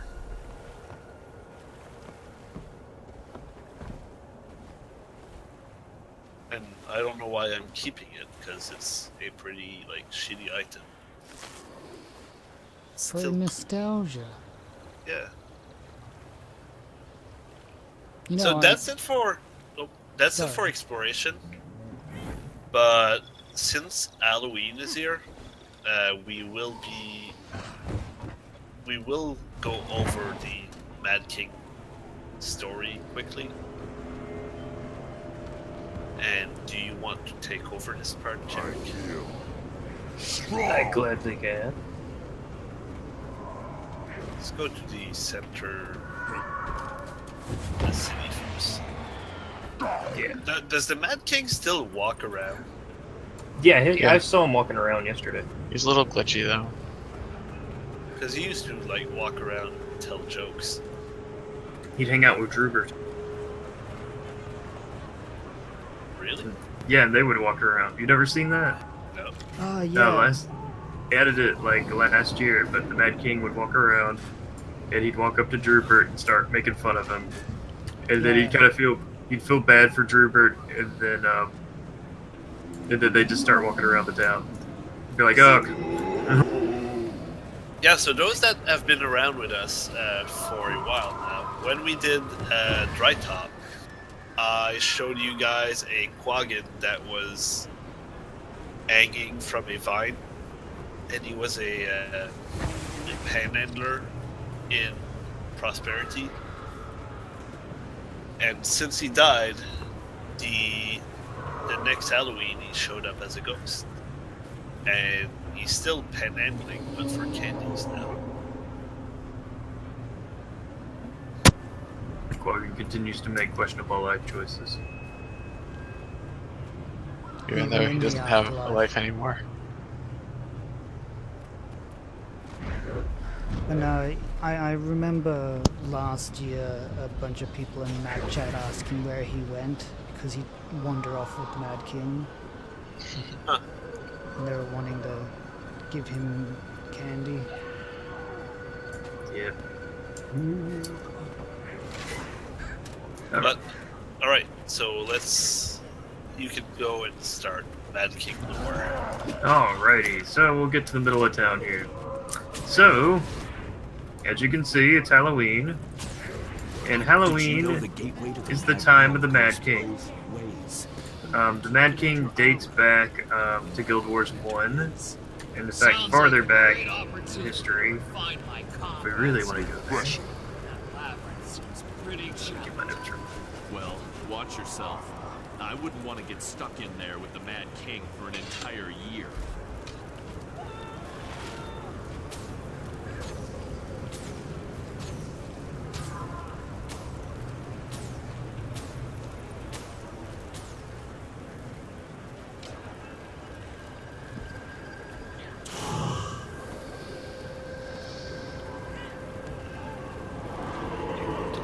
Jerek. I just gotta scroll down. It's taking a little bit to load. That's an interesting costume. And so we will begin the talking of the Mad King. So, Oswald Thorne was king of Kryta. Back in the olden days, even before the time of Guild Wars 1. And, he was known in his youth as a prolific prankster and troublemaker. But he also had a dark side, and was basically responsible for, slowly but surely killing off every family member or acquaintance he had that was in the way between him and the crown. Poke out their eyes and scrape out their innards. For a finishing touch, light that. He had a brother. He had a brother, Ewan, who he eventually had devoured by a giant spider. And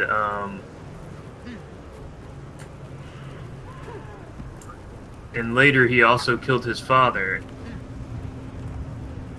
And not only did he kill his father and his brother, but he married his brother's betrothed and eventually had her assassinated as well. His reign was nasty, brutish, and short. His first act of king was to execute Lord Humphrey Farron for accusing him of murdering his father.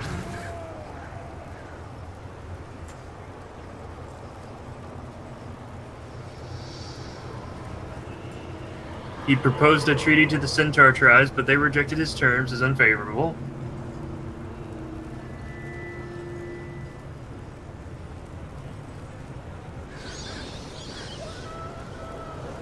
During times of famine, he rounded up all the citizens who were suspected of theft and cut off their hands. He kidnapped the father of the Istani princess Zola and ransomed her for her hand in marriage, but then had her executed when he grew tired of her, and started a war with his son, which ultimately Kryta won, but it completely exhausted their resources. In the end, he had about 8 wives total. The other known wives include Estrella, who was killed by Oswald when he put her in a coffin full of rats and dumped it into the sea. Henrietta, who was killed by his heir, Prince Edric. And then there was Prince Edric's mother, herself, whose name is still unknown, who was beheaded on his birthday. Well, that part, I don't know if you guys have been doing the labyrinth, but you can hear Mad King and Prince Edric talking there, and I think the story goes like they were playing Pin the Tail, but they were playing it on his mother, and he's the one that eventually like killed her. Like, yeah, that's right. Yeah, that's what they Twisted talk about. Yeah. And he's like, oh, I don't remember that. No, it can't be true. But yeah, then eventually, King Thorn's son, Edric, attempts a coup, but failed. And Mad King Thorn punishes him by shoving his mouth full of candy corn and locking him up in the shell of insanity, which is basically a giant coffin. Be sure to Yeah, saw lovingly and drill drop a holes. picture in Discord just a sec. Too much force will mangle. But his tyranny eventually came to the end when an angry mob stormed Castle Thorn, ending his earthly rule.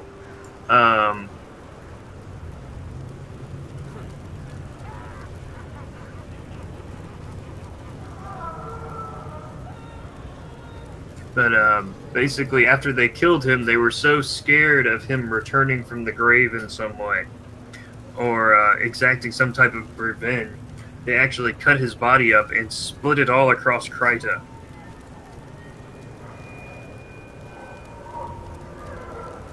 And all his body parts were sealed with magical seals.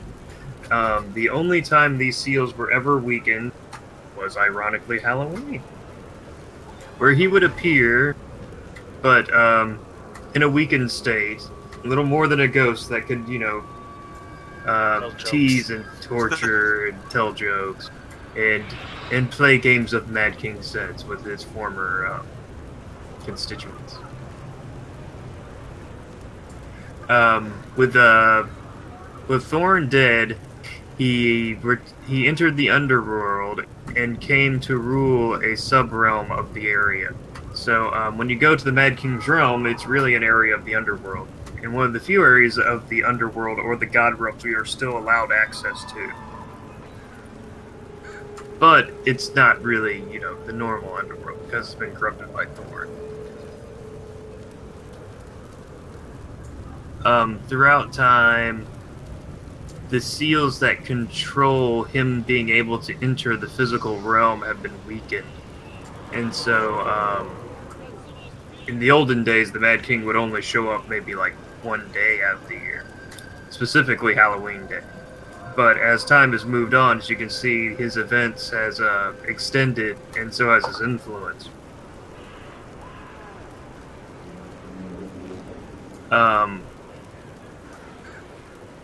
There was a stretch of time for about 200 years where no one ever saw Thorn, and this is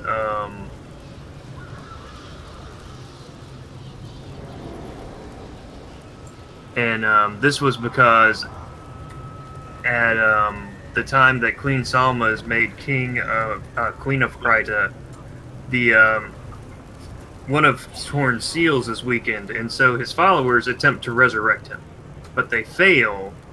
And in doing so, kind of cast him back into the underworld for a long time. And so, 250 years later, conveniently, when Guild Wars 2 starts, suddenly the Mad King shows up again. Like Edgar was saying, the first time he shows up is in older Lion's Arch, and he completely destroys the lion statue. It actually arises as a giant creature that's driven back by Magister Tassie, who is actually here. Yeah, she's right here. Listen closely. That's the hopeless. And one of my favorite NPCs, and I'm sad she doesn't really have any lines anymore. That's an interesting. So Tassie scares off Thorn back into his realm, and then you are tasked with getting research on exactly who he is and what he's done in his past. And she sends you on a quest And you go all around Kryta, and you learn about him killing his friends, and his brother, and his wives, and everyone else. And for the like, there was a short story that ArenaNet released. It's more like a bit of back info on the Bloody Prince and Mad King Torn. And like I shared before, Wooden Potatoes did a take on it, reading the entire thing. So I'm gonna share it right now, and we can listen to it while we wait for Mad King Says to start in 9 minutes.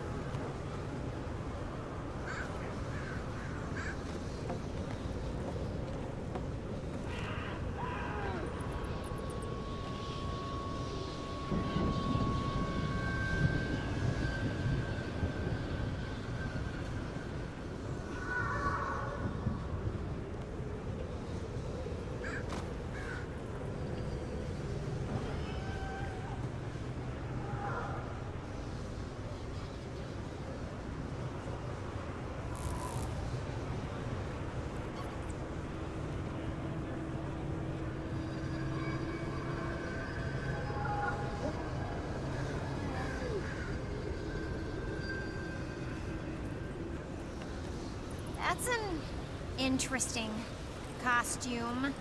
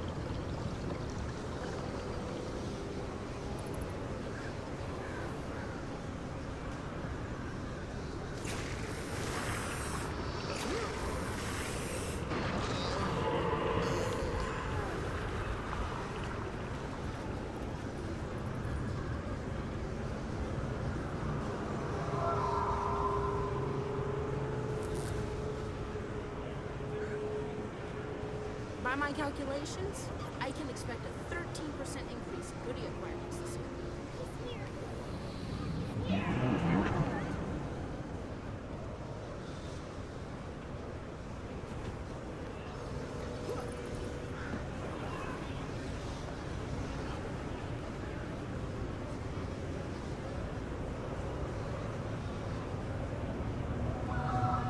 Be right back.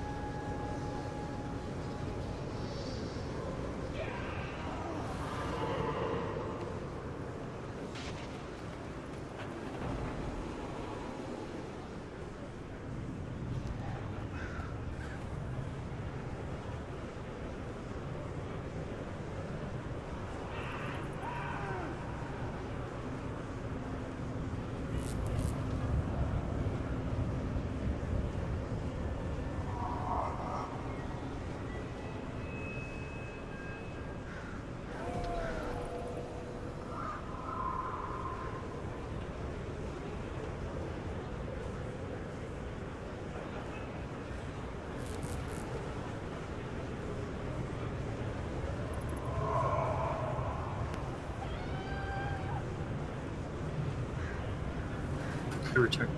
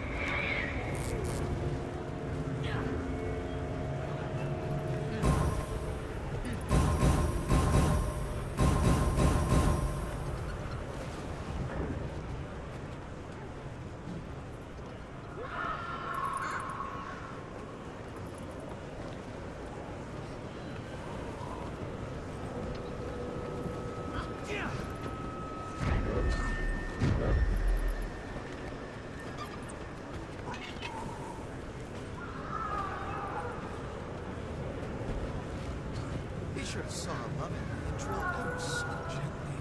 Too much force will mangle their bloody teeth.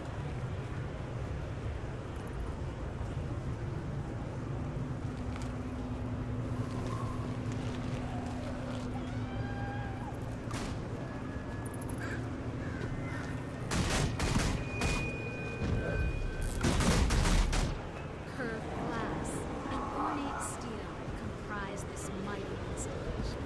I don't know about you. I wouldn't want to stand under it if an earthquake were to happen. On that note, let's continue.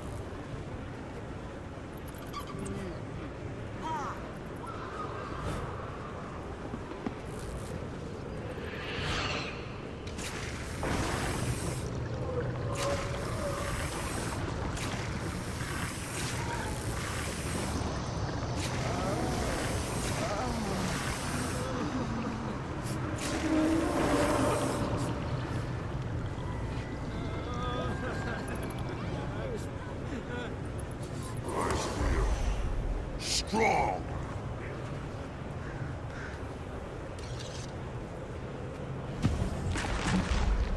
Whoa, you scared? That's the most hideous Halloween mask I've ever seen. What mask?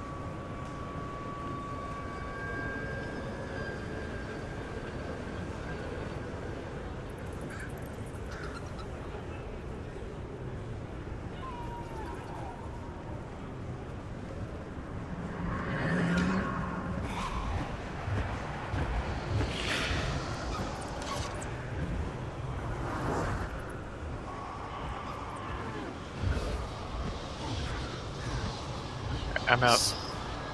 Thanks, Edgar and Jerek. Later. So those who started the video at the same time as I posted it, you guys should be done. And that's where we first saw Magister Tessie. She's the one that found the reliquary in the Nolani Academy, just northwest of Citadel. And she actually woke Prince Edric up.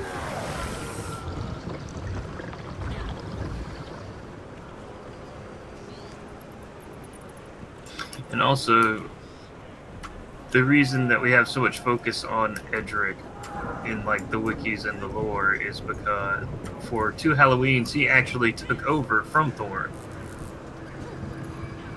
And we had to lock him back in his casket. And one of his weaknesses is...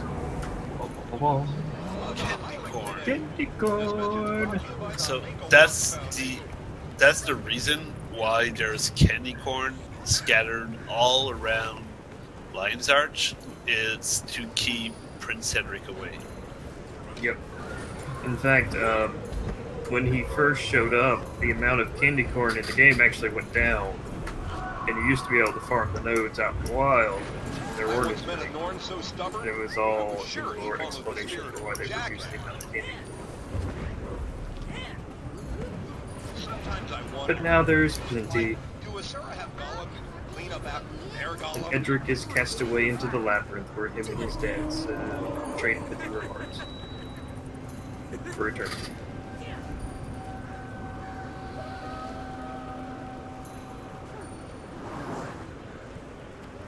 And Mad King Says is actually an event that's been All in my Guild subjects Wars crave my for, since the beginning. Perhaps I will notice you this time. Your Mad King says... Slash wave, everyone.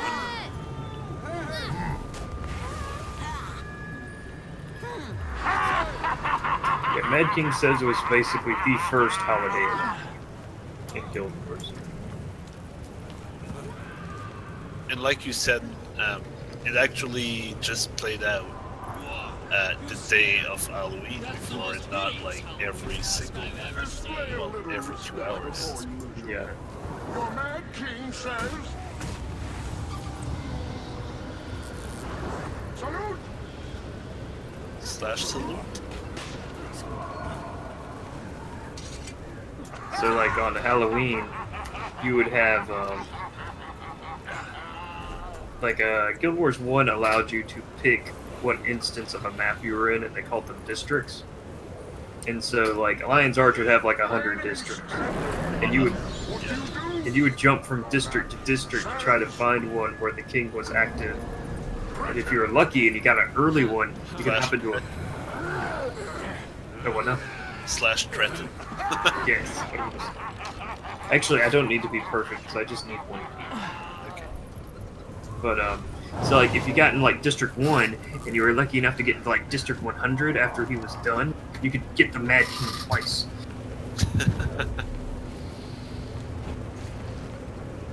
Who is the most amiable and shrewd ruler in Tyria's history? Go ahead, point me out. Slice them up, scoop out the guts, and carve them a new face. Oh, what's this? Feline personification. What happened there? Oh, did you not know about that, Edgar? Well, I've read about it, but it's the first time it appeared for me. Oh, there you go. Yeah, if someone has the...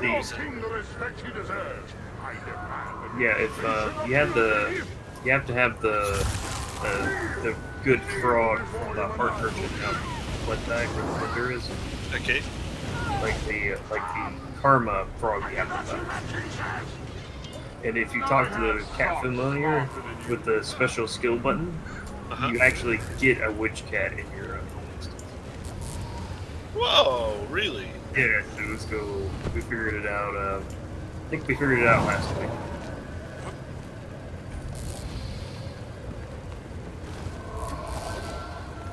Like the frogs at CW has like 500 in their inventory.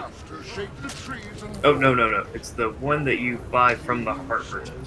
Like after you use those 500 frogs to make, to fix that heart, the heart merchant sells like a good frog. So not the marsh frog. Yeah. It's the masterwork jar of whatever. Frogs or whatever. Slash wave. And you get a little cat with a witch's hat that hangs around the candy corn node in your home instance. Yeah, it like plays around with the candy corn, like has little hearts. Display a little respect before you lose your head. Your Mad King says... Salute! Salute. Something about waving and saluting. So yeah, thanks everyone for joining us tonight. I hope you enjoyed it. Thank you. Thank you. Thank you.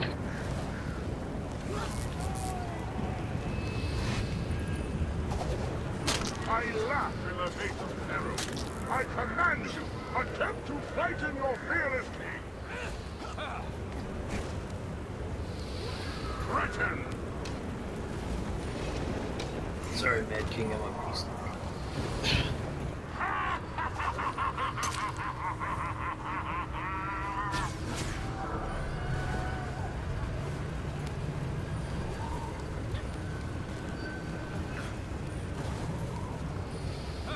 I thought of a hilarious joke earlier where a safari ran into a minotaur, and I forgot the rest. But I expect you What is it, CW? A frog in a blender.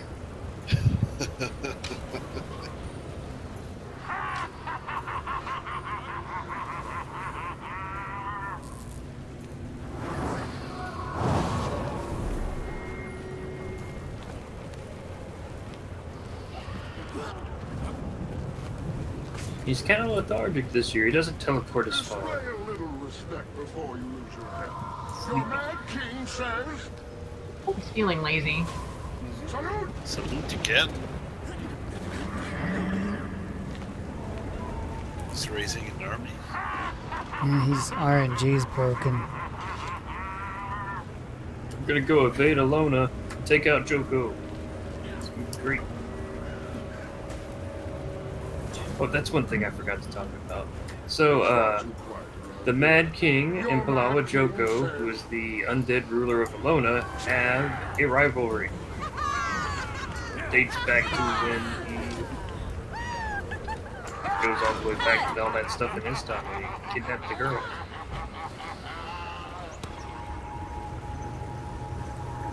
Yeah, I don't have a time. Well, I guess he's on Are the you enjoying dynasty yourselves? chart. Your Mad King says, I should have just said. say yes! What's it called? It's,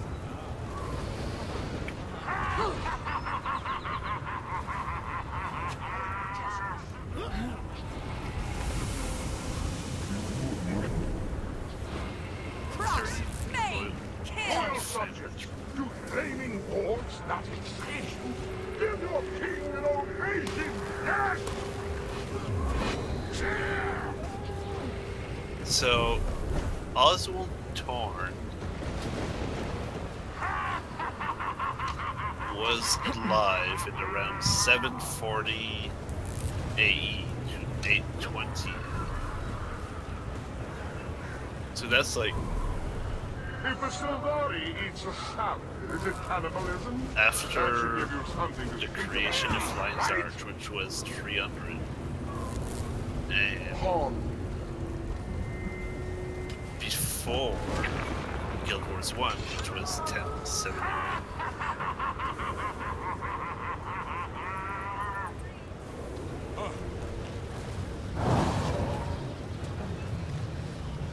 Oh wait. Oswald For Halloween or Winter's Day. Sorry, King Oswald. Winter's Day is no fun. 780 to Getting 825. gifts is fun. I don't think getting ugly sweaters is as much fun as beating you in a costume ball.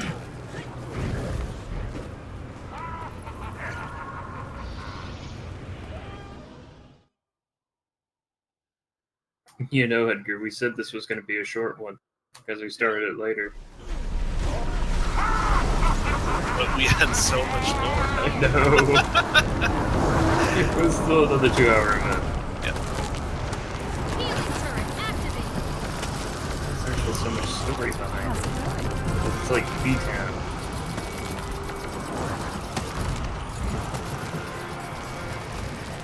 Alright, so that's going to be it for tonight. And next week we will be doing Bloodstone Fen.